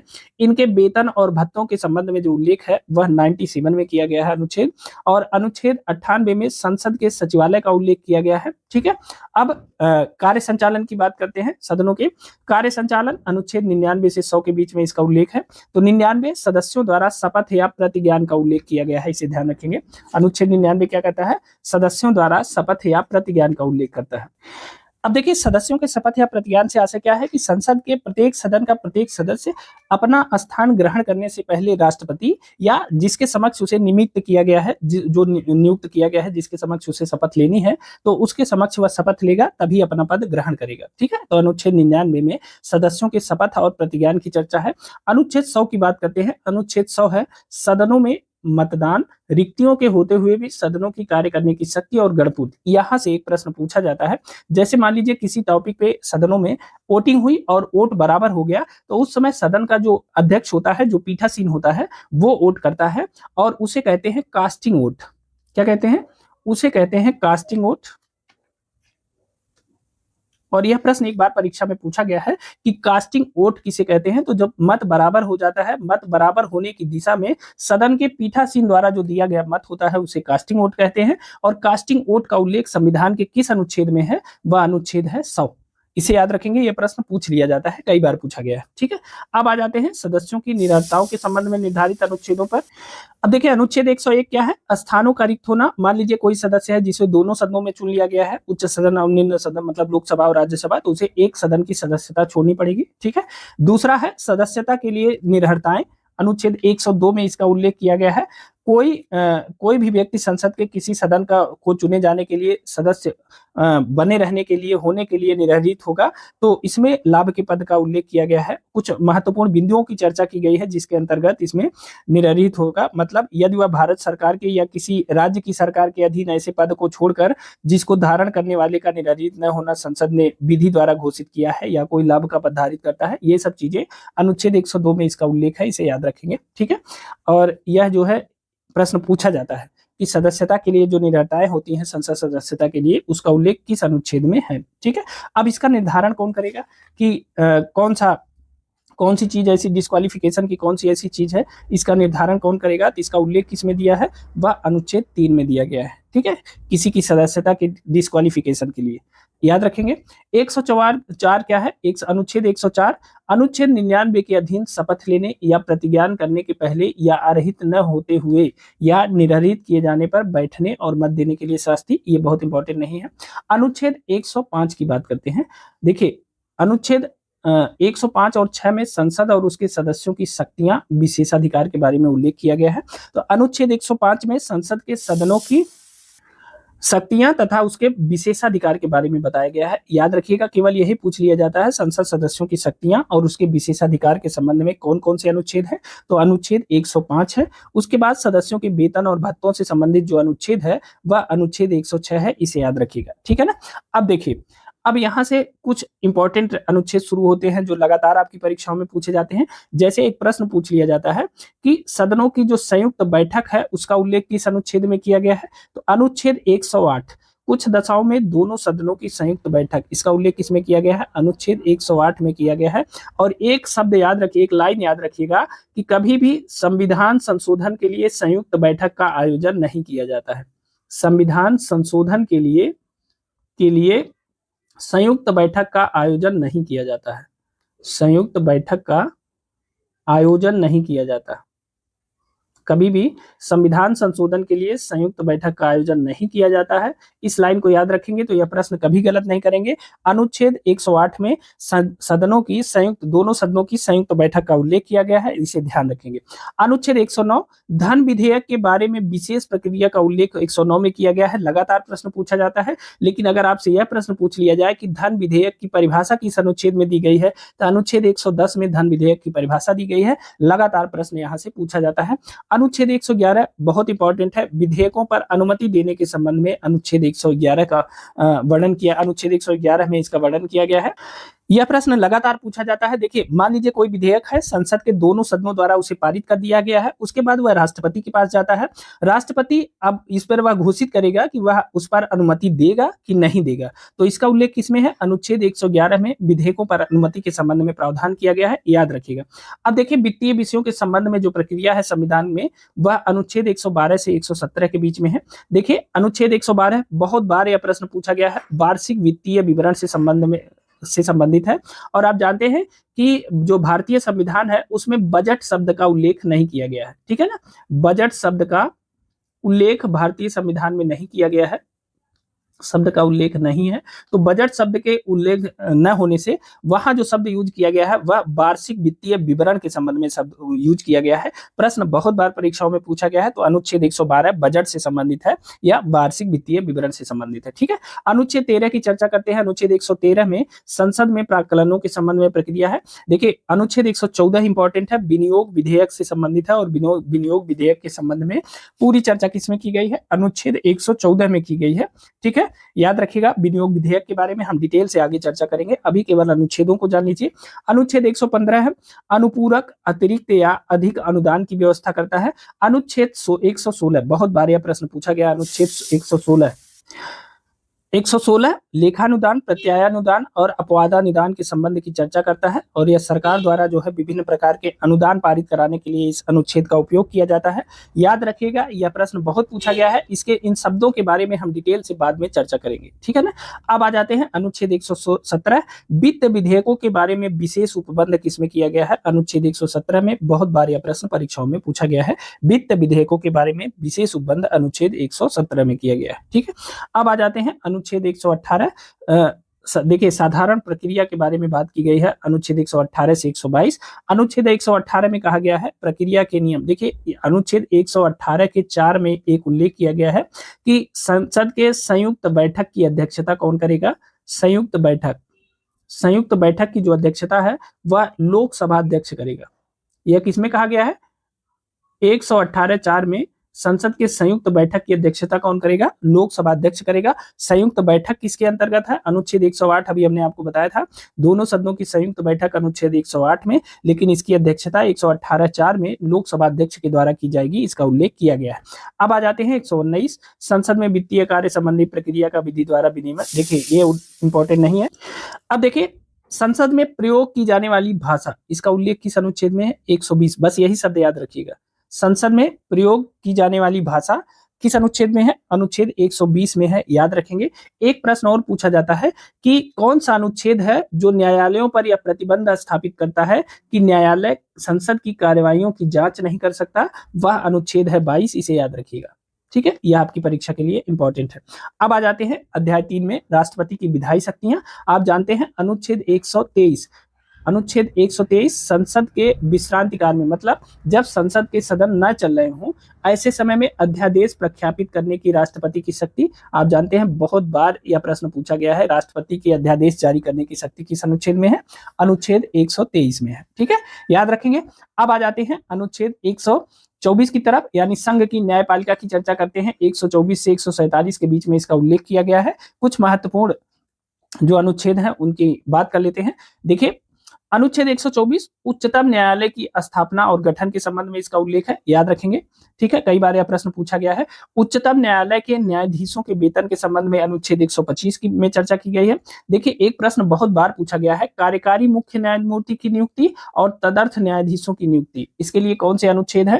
तो अनुच्छेद 126 कार्यकारी मुख्य न्यायमूर्ति की चर्चा करता है। अनुच्छेद 127 में तदर्थ न्यायाधीशों की नियुक्ति के संबंध में प्रावधान है। दोनों बहुत इंपॉर्टेंट है, अक्सर परीक्षाओं में पूछे गए हैं। ठीक है ना। अब आते हैं अनुच्छेद 128 में।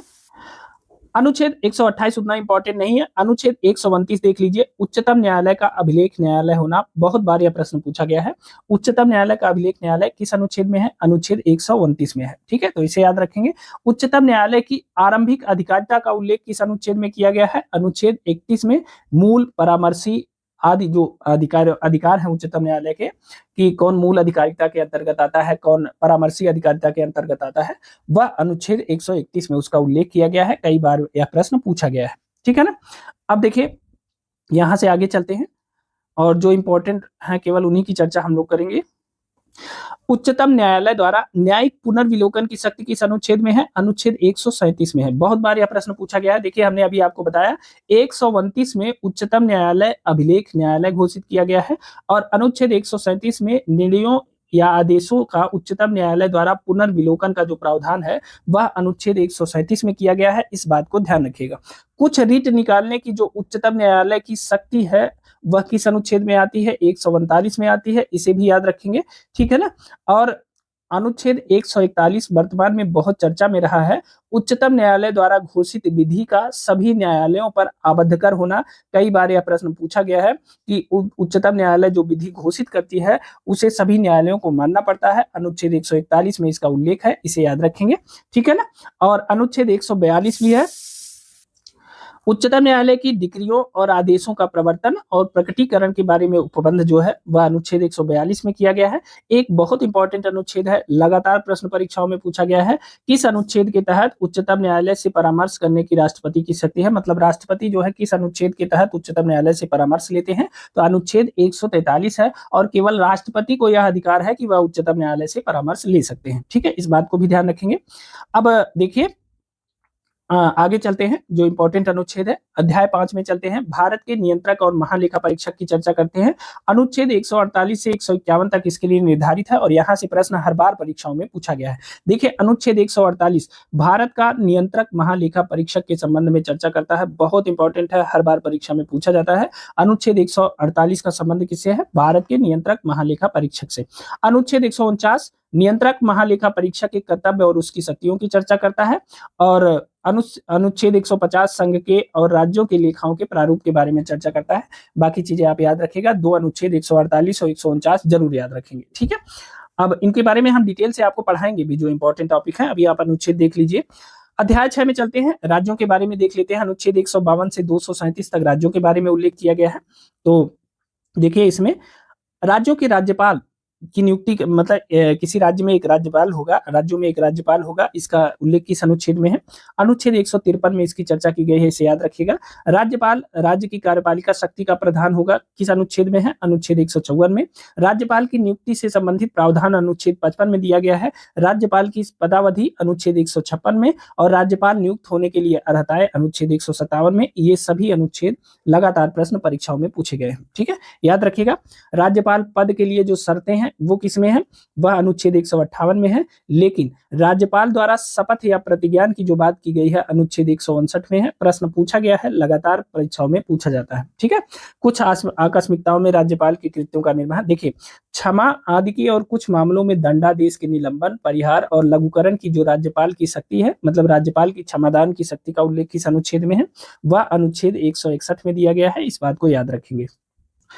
अब आगे चलते हैं। देखिए, मंत्रिपरिषद अनुच्छेद 163 से 164 ये राज्यों के बारे में है। देखिए, राज्यपाल को सहायता और सलाह देने के लिए एक मंत्रिपरिषद होगी, अनुच्छेद 163 में इसका उल्लेख किया गया है। और अनुच्छेद 164 मंत्रियों के बारे में अन्य उपबंध की चर्चा करता है। अब इन अन्य उपबंधों का मतलब है कि मुख्यमंत्री की नियुक्ति जैसे राज्यपाल करेगा, लेकिन अन्य मंत्रियों की नियुक्ति राज्यपाल मुख्यमंत्री की सलाह पे करेंगे, ठीक है। और मंत्री जो है वह राज्यपाल के प्रसाद पर्यंत अपना पद धारण करेंगे। तो ये सब चीजें अनुच्छेद 164 में दी गई हैं। अब आते हैं अनुच्छेद 165, जो लगातार परीक्षा में प्रश्न पूछा जाता है। राज्य का महाधिवक्ता की बात है। राज्य के महाधिवक्ता का जो उल्लेख है, advocate general of the state, इसका उल्लेख किस अनुच्छेद में है? अनुच्छेद 165 में किया गया है। इसे याद रखिएगा। प्रत्येक राज्य का राज्यपाल उच्च न्यायालय का न्यायाधीश होने के लिए अर्हित किसी व्यक्ति को राज्य का महाधिवक्ता नियुक्त होगा, ठीक है ना। तो याद रखेंगे और इसके बारे में हम डिटेल से पढ़ेंगे भी। अब देखिए, आगे चलते हैं। राज्य की सरकार के कार्य का संचालन अनुच्छेद 166 में दिया गया है, ठीक है। तो इसे भी याद रखेंगे।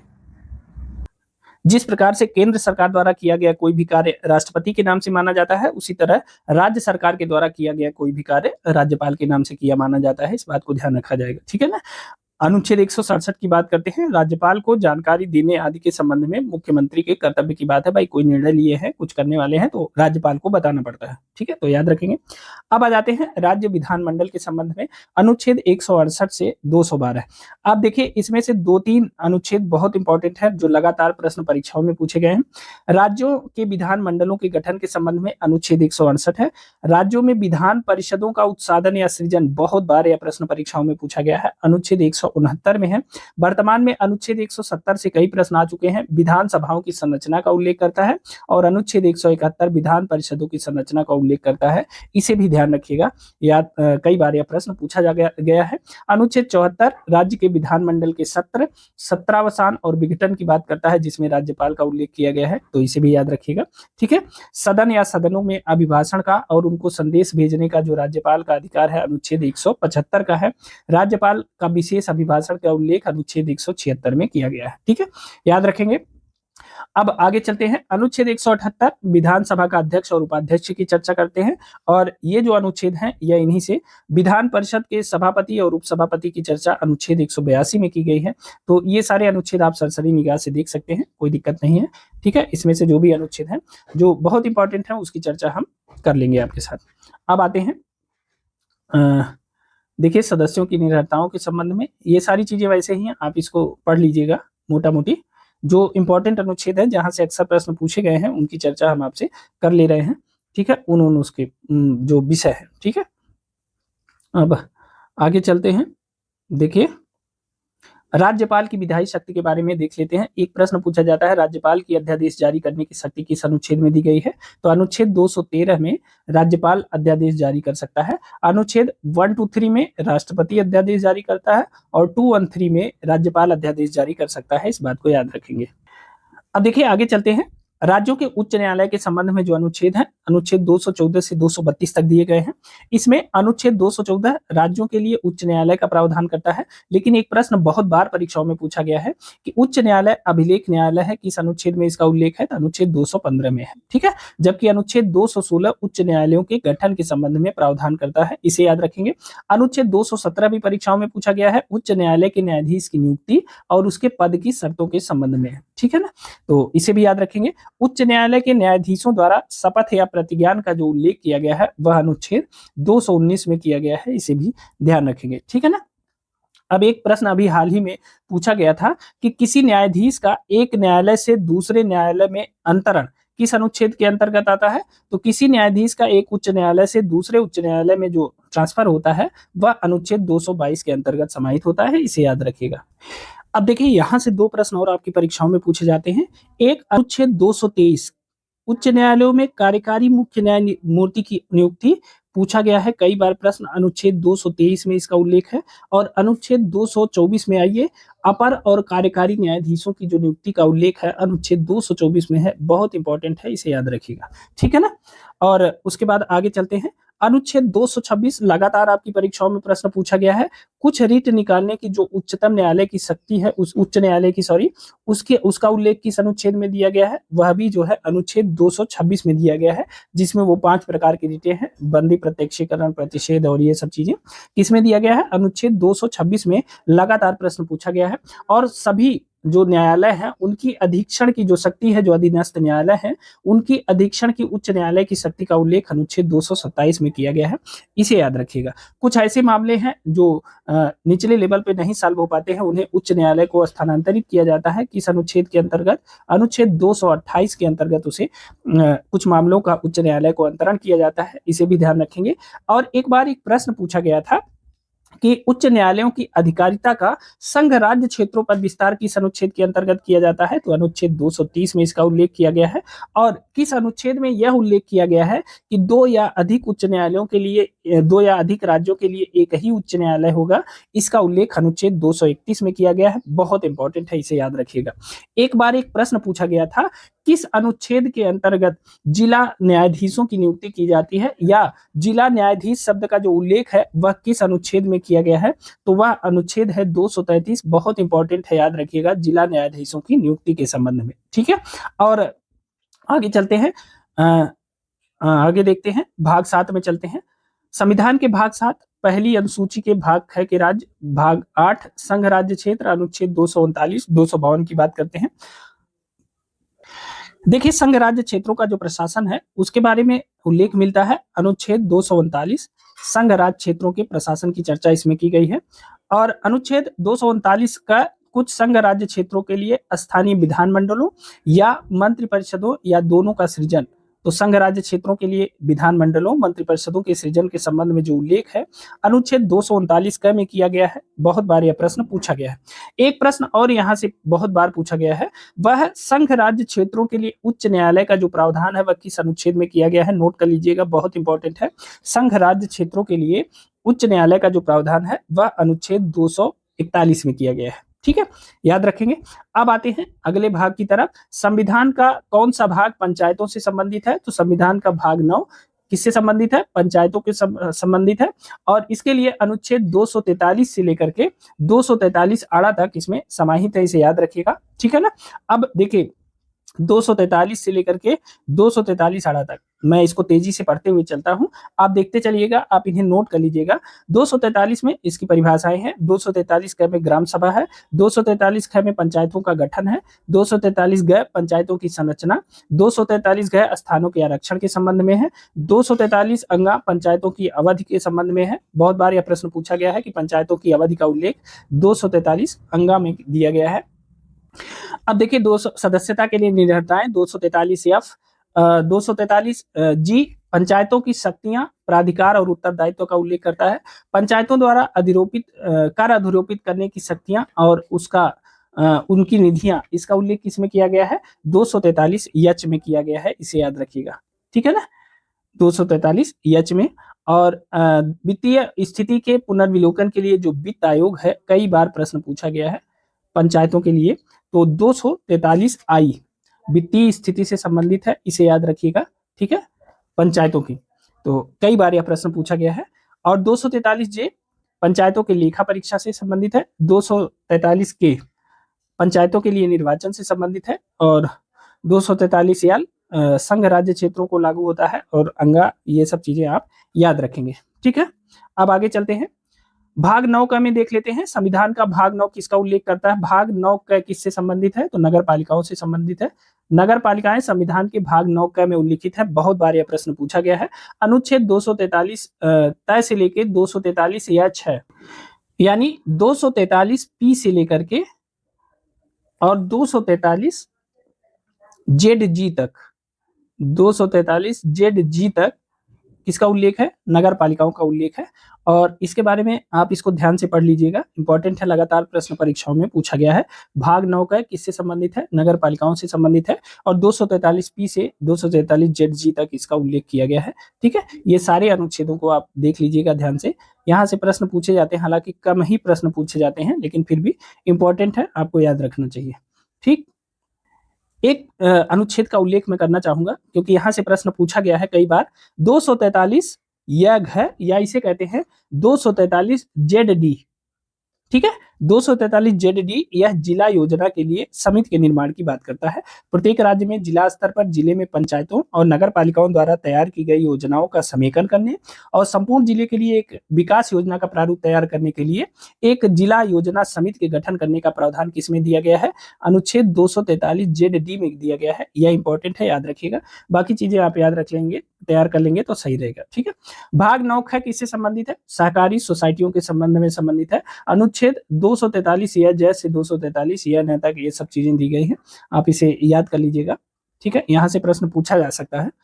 आगे चलते हैं और भाग 10 में चलते हैं।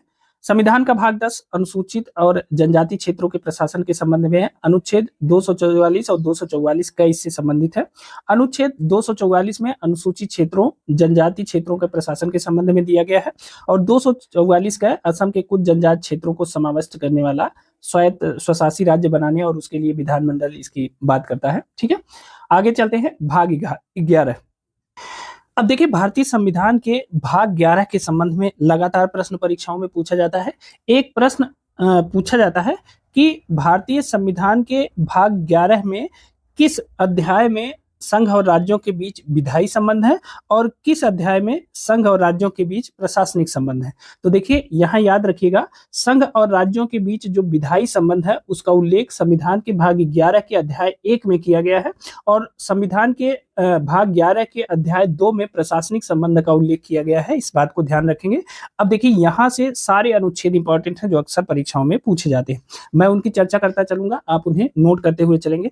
देखिए, अवशिष्ट विधायी शक्तियों का उल्लेख अनुच्छेद 248 में किया गया है कि अवशिष्ट विधायी शक्तियां भारत में केंद्र सरकार को सौंपी गई हैं। याद रखिएगा, अनुच्छेद 248।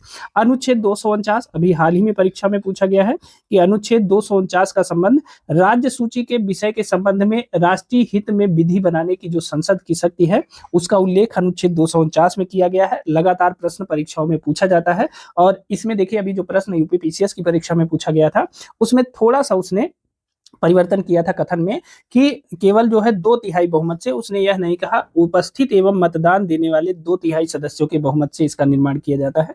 तो इसे ध्यान रखेंगे और बहुत ध्यान से इस अनुच्छेद को पढ़ेंगे। अनुच्छेद 249 राज्य सूची के विषय के संबंध में राष्ट्रीय हित में विधि बनाने की संसद की शक्ति का उल्लेख है। अनुच्छेद 150 बहुत इंपॉर्टेंट है। अनुच्छेद 250 क्या कहता है? यदि आपात की उद्घोषणा प्रवर्तन में हो तो राज्य सूची के विषय के संबंध में विधि बनाने की शक्ति, अगर इमरजेंसी लागू है तो राज्य सूची के विषय में विधि कौन बना सकता है? संसद। आप जानते हैं 3 सूचियां होती हैं, एक होती है संघ सूची, दूसरी होती है राज्य सूची और तीसरी होती है समवर्ती सूची। और जो संघ सूची होती है उस पे केंद्र सरकार बनाता है, सरकार कानून बनाती है। जो राज्य सूची होती है उस पे राज्य सरकार कानून बनाती है और जो समवर्ती सूची होती है उस पे केंद्र और राज्य दोनों कानून बना सकती हैं। लेकिन जो है जिसका कानून मतलब मान लीजिए कि अगर उसी विषय पर केंद्र ने भी कानून बना दिया तो केंद्र का कानून मान्य होता है, हालांकि बना दोनों सकते हैं। ठीक है, तो अनुच्छेद, यहां से देखिए लगातार प्रश्न पूछे जाते हैं कि अनुच्छेद 250 इमरजेंसी की स्थिति जब होती है तो राज्य सूची के विषय पे भी संसद कानून बना सकती है, यह प्रश्न पूछा गया है। अनुच्छेद 252 की बात करेंगे, 2 या अधिक राज्यों के लिए उसकी सहमति से विधि बनाने की संसद की शक्ति किसी अनुच्छेद में है? अनुच्छेद 252। यही प्रश्न ही पूछा जाता है कि 2 या अधिक राज्यों के लिए उनकी सहमति से विधि बनाने की संसद की शक्ति किसमें है? अनुच्छेद 252 में है। एक प्रश्न लगातार परीक्षाओं में पूछा गया है इन दिनों, वह है अंतरराष्ट्रीय करारों को प्रभावी बनाने के लिए कौन सा अनुच्छेद है? तो अनुच्छेद 253 अंतरराष्ट्रीय करारों को प्रभावी कराने के लिए विधान करता है। याद रखिएगा। अनुच्छेद 254 संसद द्वारा बनाई गई विधियों और राज्यों के विधानमंडलों द्वारा बनाई गई विधियों में असंगति। अब देखिए, अगर किसी भी विषय पर संसद ने भी कानून बनाया है और राज्य ने भी कानून बनाया है तो संसद के कानून को वरीयता प्रदान की जाएगी, इसे याद रखेंगे। ठीक है ना। अब आगे चलते हैं, अनुच्छेद जो है 256 की बात करते हैं। देखिए, अध्याय 2 जो भाग 11 का अध्याय 2 है वह प्रशासनिक संबंध में केंद्र और राज्य के प्रशासनिक संबंध की चर्चा करता है। उसमें जो है कुछ अनुच्छेद हैं जो इंपॉर्टेंट है, उन्हें देख लेते हैं। अनुच्छेद 258 कहता है कुछ दशाओं में राज्यों को शक्ति प्रदान करने आदि की संघ की शक्ति की बात करता है, ठीक है। और भारत के बाहर के राज्यों के संबंध में संघ की अधिकारिता का उल्लेख अनुच्छेद 260 में किया गया है, इसे याद रखिएगा। और अनुच्छेद 261 सार्वजनिक कार्य अभिलेख और न्यायिक कार्यवाहियों की बात करता है, ठीक है। अब देखिए एक प्रश्न बहुत बार परीक्षाओं में पूछा जाता है कि जल संबंधी जो विवाद है उसका उल्लेख किस अनुच्छेद में है, तो अनुच्छेद 262 अंतरराज्यिक नदियों या नदी दोनों के जल संबंधी विवादों का न्याय निर्णय करने के संबंध में प्रावधान अनुच्छेद 262 में है। राज्यों के बीच संबंध में समन्वय, अब देखिए अंतरराज्यीय परिषद के संबंध में जो उपबंध है वह किसमें है, अनुच्छेद 263 में दिया गया है। हम जब संविधान पढ़ाएंगे तो इसके बारे में पूरा डिटेल से चर्चा करेंगे। तो 262 है जल संबंधी विवाद, अनुच्छेद 263 है अंतरराष्ट्रीय परिषद के संबंध में उपबंध, ठीक है, अंतरराज्य परिषद के संबंध में, तो इसे याद रखिएगा। अब आते हैं भाग 12 में। संविधान का जो भाग 12 है वह वित्त, संपत्ति, संविदाएं और वाद से संबंधित है। 264 से लेकर के 300 का इसमें समाहित है, ठीक है। और अध्याय 1 है वित्त से संबंध में 264 से 267 तक। देखिए एक प्रश्न पूछा गया है, कई बार पूछा गया है कि विधि के प्राधिकार के बिना न तो कोई कर लगाया जा सकता है न वसूला जा सकता है। अनुच्छेद 265 यही प्रश्न ही पूछा गया था, संविधान का कौन सा अनुच्छेद बताता है कि विधि के प्राधिकार के बिना करों का अधिरोपण नहीं किया जा सकता, अनुच्छेद 265 है, इसे याद रखिएगा। अब देखिए आप देखे होंगे कि संचित निधि और आकस्मिक निधि की चर्चा लगातार होती है, तो अनुच्छेद 266 संचित निधि के संबंध में है, अनुच्छेद 267 आकस्मिकता निधि के संबंध में है, ठीक है, याद रखिएगा। 266 संचित निधि और 267 आकस्मिकता निधि की बात करता है, बहुत इंपॉर्टेंट है, इसे याद रखेंगे। संघ और राज्यों के बीच राजस्वों के वितरण के संबंध में कुछ अनुच्छेद दिए गए हैं, जैसे अनुच्छेद 268 की बात करते हैं, संघ द्वारा वसूले गए किंतु राज्यों द्वारा संग्रहित और विनियोजित किए गए जाने वाले जो शुल्क है, संघ द्वारा उद्ग्रहित किए और राज्यों द्वारा संग्रहित और विनियोजित किए जाने वाले जो शुल्क है उसकी चर्चा 268 में की गई है। बाकी सभी चीजें संबंधित है, इसे याद रखिएगा, ठीक है। कुछ चीजों को देख लीजिएगा, जितना इंपॉर्टेंट है वो हम आपको बताते चलेंगे। देखिए वित्त आयोग, एक प्रश्न पूछा जाता है किस अनुच्छेद में वित्त आयोग का उल्लेख है, तो अनुच्छेद 280 किससे संबंधित है, वित्त आयोग से संबंधित है। और अगर प्रश्न आपसे यह कर लिया जाए कि वित्त आयोग की सिफारिशें किस अनुच्छेद में वर्णित है, तो 281 में वित्त आयोग की सिफारिशें हैं। 280 में वित्त आयोग का उल्लेख है, 281 में वित्त आयोग की सिफारिशों का उल्लेख है, इसे याद रखिएगा, ठीक है ना। अब आगे चलते हैं, प्रकीर्ण वित्तीय उपबंध के बारे में देख लेते हैं। देखिए 283 याद रखिएगा, संचित निधियों, आकस्मिकता निधियों और लोक लेखाओं में जमा धनराशियों की अभिरक्षा के संबंध में है, इसे याद रखेंगे, ठीक है। आगे चलते हैं, आगे देखिए जो इंपॉर्टेंट अनुच्छेद हैं केवल उन्हीं को हम लोग पढ़ेंगे। देखिए अध्याय 4 में आते हैं, संपत्ति के अधिकार की चर्चा करते हैं। किसकी, संपत्ति के अधिकार किसमें दिया है, अनुच्छेद 300 क में दिया है, इसे याद रखिएगा। अनुच्छेद 300 का किससे संबंधित है, संपत्ति के अधिकार से संबंधित है। और विधि के प्राधिकार के बिना व्यक्तियों को संपत्ति से वंचित नहीं किया जाएगा। और आप जानते हैं कि जो संपत्ति का अधिकार है वह क्या है, वह एक विधिक अधिकार है। 44वें संशोधन के द्वारा इसे मूल अधिकार से हटा के विधिक अधिकार के रूप में इसे वो कर दिया गया था, ठीक है, प्रवर्तित कर दिया गया था। मूल अधिकार नहीं है, ये एक विधिक अधिकार है। अनुच्छेद 300 का संपत्ति के अधिकार से संबंध में है, ठीक है, याद रखिएगा। अनुच्छेद 301 देखिए भाग 13 में चलते हैं, भारत के राज्य क्षेत्र के भीतर व्यापार, वाणिज्य और समागम की बात है। अनुच्छेद 301 से 307 तक इसका उल्लेख किया गया है। अनुच्छेद 301 में व्यापार, वाणिज्य और समागम की स्वतंत्रता के संबंध में उल्लेख किया गया है, इसे याद रखिएगा। बाकी अनुच्छेद इससे संबंधित है, ठीक है। इन चीजों को आप नोट कर सकते हैं, ये पीडीएफ मैं आपको उपलब्ध भी करा दूंगा। भाग 14 में आते हैं, भाग 14 संघ और राज्यों के अधीन सेवाओं के संबंध में है। 308 से 323 तक इसका उल्लेख है, ठीक है। अब देखिए अनुच्छेद 309 पूछा गया है, संघ या राज्य की सेवा करने वाले व्यक्तियों की भर्ती और सेवा की शर्तें 309 में है और इनकी पदावधि 310 में है, ठीक है। संघ या राज्य के अधीन सिविल हैसियत में नियोजित व्यक्तियों का पदच्युत किया जाना, पद से हटाया जाना या पंक्ति में अवनत किया जाना अनुच्छेद 311 से संबंधित है। अखिल भारतीय सेवाओं के संबंध में किस अनुच्छेद में प्रावधान किया गया है, बहुत बार यह प्रश्न पूछा गया है, तो अनुच्छेद 312 अखिल भारतीय सेवाओं के संबंध में प्रावधान करता है, इसे याद रखिएगा। अब इसमें आते हैं लोक सेवाओं के संबंध में कुछ अनुच्छेद हैं, लगातार प्रश्न परीक्षाओं में पूछा जाता है। अनुच्छेद 315 संघ और राज्यों के लिए लोक सेवा के संबंध में प्रावधान करता है, पूछा गया है। सदस्यों की नियुक्ति और पदावधि का उल्लेख अनुच्छेद 316 में है, इंपॉर्टेंट है, याद रखिएगा। अनुच्छेद 317 के बारे में पूछा गया है कि लोक सेवा आयोग के किसी सदस्य का हटाया जाना और निलंबित किया जाना किस अनुच्छेद में उल्लिखित है, तो अनुच्छेद 317 में इसका उल्लेख है, इसे भी याद रखिएगा। आयोग के सदस्यों और कर्मचारी वृंद की सेवा शर्तों के बारे में किस अनुच्छेद में उल्लेख किया गया है, तो अनुच्छेद 318 में इसका उल्लेख है, इसे भी याद रखिएगा। अनुच्छेद 319 की बात करते हैं, आयोग के सदस्यों द्वारा ऐसे सदस्य न रहने पर पद धारण के संबंध में जो शर्तें हैं 319 में है। लोक सेवा आयोग के कृत्य के संबंध में प्रश्न पूछा गया है, अनुच्छेद 320 लोक सेवा आयोगों के कृत्य के संबंध में चर्चा करता है, ठीक है। और लोक सेवा आयोगों के कृत्यों के विस्तार की शक्ति अनुच्छेद 321 में है, इसे भी याद रखिएगा। लोक सेवा आयोगों के व्यय के संबंध में अभी हाल ही में प्रश्न परीक्षा में पूछा गया है, इसे भी याद रखेंगे, 322 में है अनुच्छेद में। और लोक सेवा आयोगों का जो प्रतिवेदन है वह अनुच्छेद 323 में है, याद रखेंगे, यहां से प्रश्न परीक्षा में पूछे गए हैं। अब देखिए संविधान के भाग 14 क में आते हैं, यहां से एक प्रश्न बहुत इंपॉर्टेंट बनता है। भाग 14 क किससे संबंधित है, अधिकरणों से संबंधित है, इस बात को ध्यान रखेंगे। और जो प्रशासनिक अधिकरण का उल्लेख किया गया है भारतीय संविधान में किस अनुच्छेद के अंतर्गत, 323 क के अंतर्गत प्रशासनिक अधिकरण का उल्लेख किया गया है। लगातार प्रश्न परीक्षाओं में पूछा गया है, मिलान करने को आता है, ठीक है। 323 ख की बात करते हैं, अन्य विषयों के लिए अधिकरण की बात 323 ख में किया जाता है, आप 323 का याद रखिएगा, लगातार प्रश्न पूछा गया है। अब आते हैं संविधान के भाग 15 पे, बहुत इंपॉर्टेंट है, और यह भाग 15 निर्वाचन के संबंध में है, याद रखेंगे। अनुच्छेद 324 से 329 तक भाग 15 में समाहित है, निर्वाचन से संबंधित है, याद रखेंगे, ठीक है ना। अब देखिए अनुच्छेद 324 किसकी बात करता है, निर्वाचनों के अधीक्षण, निदेशन और नियंत्रण का निर्वाचन आयोग में निहित होना, तो निर्वाचन आयोग का उल्लेख करने वाला अनुच्छेद है 324, इसे याद रखिएगा। उसके बाद 325 भी याद रखिएगा।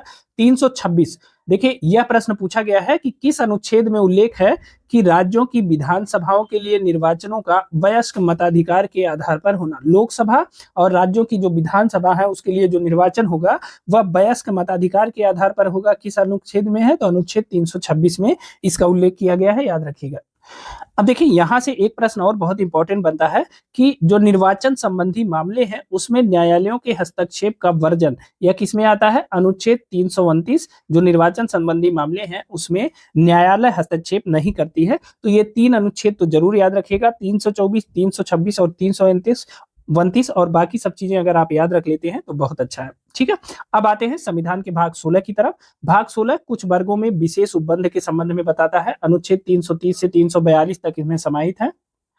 देखिए अनुच्छेद 330 लोकसभा में अनुसूचित जातियों, अनुसूचित जनजातियों के लिए स्थानों के आरक्षण का प्रावधान करता है, ये देखिए आरक्षण है, इसे सही कर लीजिएगा। लोकसभा में अनुसूचित जातियों, अनुसूचित जनजातियों के आरक्षण का प्रावधान किस अनुच्छेद में है, अनुच्छेद 330 में है, बहुत बार पूछा गया है। 330 क में लोकसभा में महिलाओं के लिए स्थानों के आरक्षण का प्रावधान हाल ही में किया गया है, इसे भी याद रखिएगा। अनुच्छेद 331 लोकसभा में आंग्ल भारतीय समुदाय का प्रतिनिधित्व इसे समाप्त कर दिया गया है, ठीक है, तो 331 समाप्त कर दिया गया है। अनुच्छेद 332 राज्यों की विधानसभाओं में अनुसूचित जातियों, अनुसूचित जनजातियों के लिए स्थानों के आरक्षण की बात करता है, बहुत बार यह प्रश्न पूछा गया है, इसे याद कर लीजिएगा। और 332 का राज्यों की विधानसभाओं में महिलाओं के लिए स्थानों का आरक्षण मोस्ट इंपॉर्टेंट है, इसे भी आप याद करेंगे, ठीक है। आते हैं 333 राज्यों की विधानसभाओं में आंग्ल भारतीय समुदाय का प्रतिनिधित्व, इसे समाप्त कर दिया गया है, इसे भी याद रखेंगे, ठीक है ना। अब आते हैं आगे, सेवाओं और पदों के लिए अनुसूचित जातियों, अनुसूचित जनजातियों के दावे अनुच्छेद 335 में दिया गया है। अब देखिए यहां से 2 प्रश्न और बनते हैं। एक 338 राष्ट्रीय अनुसूचित जाति आयोग का उल्लेख किसमें किया गया है, अनुच्छेद 338 में किया गया है, बहुत बार यह प्रश्न पूछा गया है। और अनुच्छेद 338 का संबंधित है राष्ट्रीय अनुसूचित जनजाति आयोग से, यही एक नया आयोग अभी गठित हुआ है 338 ख, पिछड़े वर्गों के लिए राष्ट्रीय आयोग का उल्लेख किसमें किया गया है, 338 ख में, ठीक है। तो 338 राष्ट्रीय अनुसूचित जाति आयोग, 338 ख राष्ट्रीय अनुसूचित जनजाति आयोग, 338 ख पिछड़े वर्गों के लिए राष्ट्रीय आयोग, इसका उल्लेख करिए, इसको याद रखिएगा, यहां से प्रश्न पूछे गए हैं, हर बार पूछे गए हैं। अनुच्छेद 339 भी इंपॉर्टेंट है, अनुसूचित क्षेत्रों के प्रशासन और अनुसूचित जनजातियों के कल्याण के बारे में संघ का नियंत्रण। अनुच्छेद 340 है पिछड़े वर्गों की दशाओं के अन्वेषण के लिए आयोग की जो नियुक्ति है वह किसमें है, पिछड़ा वर्ग आयोग की बात करता है, अनुच्छेद 340, बहुत बार यह प्रश्न पूछा गया है। 341 अनुसूचित जातियों और 342 अनुसूचित जनजातियों से संबंधित है, इसे याद रखिएगा। अब चलते हैं भारतीय संविधान के अगले भाग की तरफ। एक प्रश्न पूछा जाता है कि भारतीय संविधान में राजभाषा संविधान के किस भाग में है? तो राजभाषा संविधान के भाग 17 में है, लगातार प्रश्न परीक्षाओं में पूछा गया है। और अनुच्छेद 343 से 351 इससे संबंधित है। अध्याय 1 में संघ की राजभाषा के बारे में बात की गई है। अनुच्छेद 343 संघ की राजभाषा का उल्लेख करता है कि संघ की राजभाषा हिंदी होगी और इसकी लिपि देवनागरी होगी, इसे याद रखिएगा, पूछा गया है प्रश्न। अनुच्छेद 344 राजभाषा के संबंध में आयोग और संसद की समितियों का उल्लेख करता है। अध्याय 2 है प्रादेशिक भाषाओं के संबंध में। अनुच्छेद 345 से 47 प्रादेशिक भाषाओं की चर्चा करता है। 345 राज्य की राजभाषा के संबंध में है। अनुच्छेद 346 एक राज्य और दूसरे राज्य के बीच, किसी राज्य और संघ के बीच पत्रादि की राजभाषा की बात करता है। अनुच्छेद 347 किसी राज्य की जनसंख्या के किसी अनुभाग द्वारा बोली जाने वाली भाषा के संबंध में विशेष उपबंध की बात करता है। ठीक है, तो राजभाषाओं के संबंध में संघ की राज्यभाषा अनुच्छेद 343 है, कई बार यह प्रश्न पूछा गया है। राज्य की राजभाषा 345 है, बहुत बार यह प्रश्न पूछा गया है, मिलान करने को आया है, इसे याद रखिएगा, इंपॉर्टेंट है। अब आते हैं उच्चतम न्यायालय तथा उच्च न्यायालयों की राजभाषा के बारे में बात करते हैं। अनुच्छेद 348 उच्चतम न्यायालय और उच्च न्यायालयों में और अधिनियमों, विधेयकों आदि के लिए प्रयोग की जाने वाली भाषा का उल्लेख करता है, इसे याद रखेंगे। 349 भाषा के संबंध में ये उतना इंपॉर्टेंट नहीं है। ठीक है, अब आते हैं अनुच्छेद 350 व्यथा के निवारण के लिए अभ्यावेदन में प्रयोग की जाने वाली भाषा के संबंध में है, लेकिन इंपॉर्टेंट है अनुच्छेद 350 का, बहुत इंपॉर्टेंट है, आपकी परीक्षा में पूछा जाता है। अनुच्छेद 350 के प्राथमिक स्तर पर मातृभाषा में शिक्षा की सुविधा उपलब्ध कराने के लिए इसमें उल्लेख किया गया है। 350 क में अनुच्छेद 350 ख भाषाई अल्पसंख्यक वर्गों के लिए विशेष अधिकारी की नियुक्ति का प्रावधान करता है और हिंदी भाषा के विकास के लिए विशेष निर्देश किस अनुच्छेद में किया गया है? अनुच्छेद 351 किसका उल्लेख करता है? हिंदी भाषा के विकास के लिए विशेष निर्देश की चर्चा अनुच्छेद 351 में की गई है, बहुत इंपॉर्टेंट है, प्रश्न परीक्षा में पूछा गया है। अब आते हैं संविधान के भाग 18 की बात करते हैं। अब प्रश्न पूछा जाता है कि आपात उपबंध का उल्लेख संविधान के किस भाग में किया गया है? तो भाग 18 में किया गया है। अनुच्छेद 352 से 360 संविधान में आपात उपबंध से संबंधित है। 352 आपात की उद्घोषणा से संबंधित है। 353 आपात की उद्घोषणा का प्रभाव। अनुच्छेद 354 जब इमरजेंसी प्रवर्तन में है तब राज्यों के वितरण संबंधी, राजस्वों के वितरण संबंधी उपबंधों का लागू होना। अनुच्छेद 355 बहुत इंपॉर्टेंट है, लगातार प्रश्न परीक्षाओं में पूछा गया है। बाह्य आक्रमण और आंतरिक अशांति से राज्य की संरक्षा करने का संघ का कर्तव्य किसमें है? अनुच्छेद 355 में है। अनुच्छेद 356 राज्य में राष्ट्रपति शासन, राज्यों में संवैधानिक तंत्र के विफल हो जाने के संबंध में उपबंध किस अनुच्छेद में है? 356 में है। अब देखिए अनुच्छेद 356 के अधीन की गई उद्घोषणा के अधीन विधायी शक्तियों के प्रयोग के संबंध में चर्चा करता है। अनुच्छेद 358 आपात के दौरान अनुच्छेद 19 के उपबंधों का निलंबन किसमें है? अनुच्छेद 358 में है, याद रखिएगा। हाल ही में पीसीएस परीक्षा में पूछा गया है, आपात के दौरान भाग 3 द्वारा प्रदत्त अधिकारों के प्रवर्तन का निलंबन किसमें है? अनुच्छेद 359 में दिया गया है, बहुत इंपॉर्टेंट है, इसे भी याद रखिएगा। और एक प्रश्न लगातार प्रश्न परीक्षाओं में पूछा जाता है कि अभी तक किस अनुच्छेद का प्रयोग नहीं किया गया है? तो वह है अनुच्छेद 360 वित्तीय आपात के बारे में उपबंध की चर्चा करता है, जिसका प्रयोग अभी तक नहीं किया गया है क्योंकि भारत में अभी तक कभी वित्तीय आपात नहीं लागू किया गया है। ठीक है, तो 352 आपात की उद्घोषणा से लेकर 360 सभी अनुच्छेद आपको याद रहने हैं। आपात उपबंध संविधान के भाग 18 में है, इसे याद रखिएगा, बहुत इंपॉर्टेंट है, यहां से प्रश्न पूछे ही जाते हैं। ठीक है, अब आते हैं संविधान के भाग 19 की चर्चा करते हैं। संविधान का भाग 19 प्रकीर्ण से है और इसकी जो महत्वपूर्ण चीजें हैं आप देख लीजिएगा, कोई इसमें विशेष जो है ऐसी बात नहीं है कि यहां से प्रश्न पूछे जाते हैं। ठीक है, अगला देख लेते हैं संविधान का भाग 20 संविधान संशोधन से संबंधित है। देखिए यह प्रश्न पूछा जाता है कि संविधान संशोधन का उल्लेख संविधान के किस भाग में है?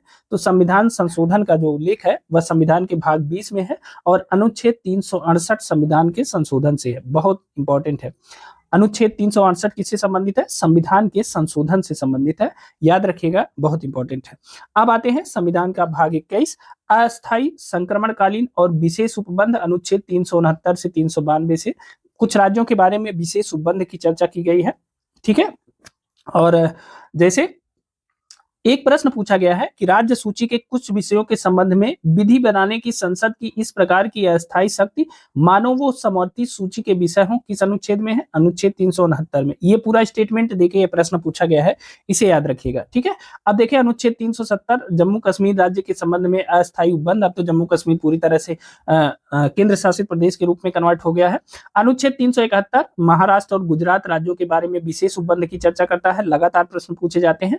और देखिए 371 का नागालैंड के संबंध में विशेष उपबंध, 371 का असम के संबंध में, 371 का मणिपुर राज्य के संबंध में, अनुच्छेद 371 है आंध्र प्रदेश राज्य या तेलंगाना राज्य के संबंध में विशेष उपबंध, 371 अंगा आंध्र प्रदेश में केंद्रीय विश्वविद्यालय की स्थापना, 371 सिक्किम राज्य के संबंध में विशेष उपबंध, 371 मिजोरम के संबंध में विशेष उपबंध, 371 अरुणाचल प्रदेश के संबंध में विशेष उपबंध, 371 गोवा के संबंध में विशेष उपबंध, 372 विद्यमान विधियों का प्रवृत्ति बने रहना। अब देखिए क से लेकर के झ तक याद रखिएगा, 371 से लेकर के यहां से सारे अनुच्छेद आपकी परीक्षा में पूछे जाते हैं कि कौन किस राज्य के संबंध में है। जैसे 371 किसके संबंध में है? मणिपुर के। 371 किसके संबंध में है? मिजोरम राज्य के संबंध में। तो इसे आप याद रखिएगा, यह प्रश्न परीक्षाओं में हर बार पूछा जाता है, मिलान करने को आता है। इनमें से कोई एक राज्य का पूछ लेगा कि जो गोवा के संबंध में प्रावधान है वह किस अनुच्छेद के अंतर्गत है, विशेष प्रावधान, ठीक है। तो इसे याद रखिएगा, यहाँ से प्रश्न पूछे जाते हैं।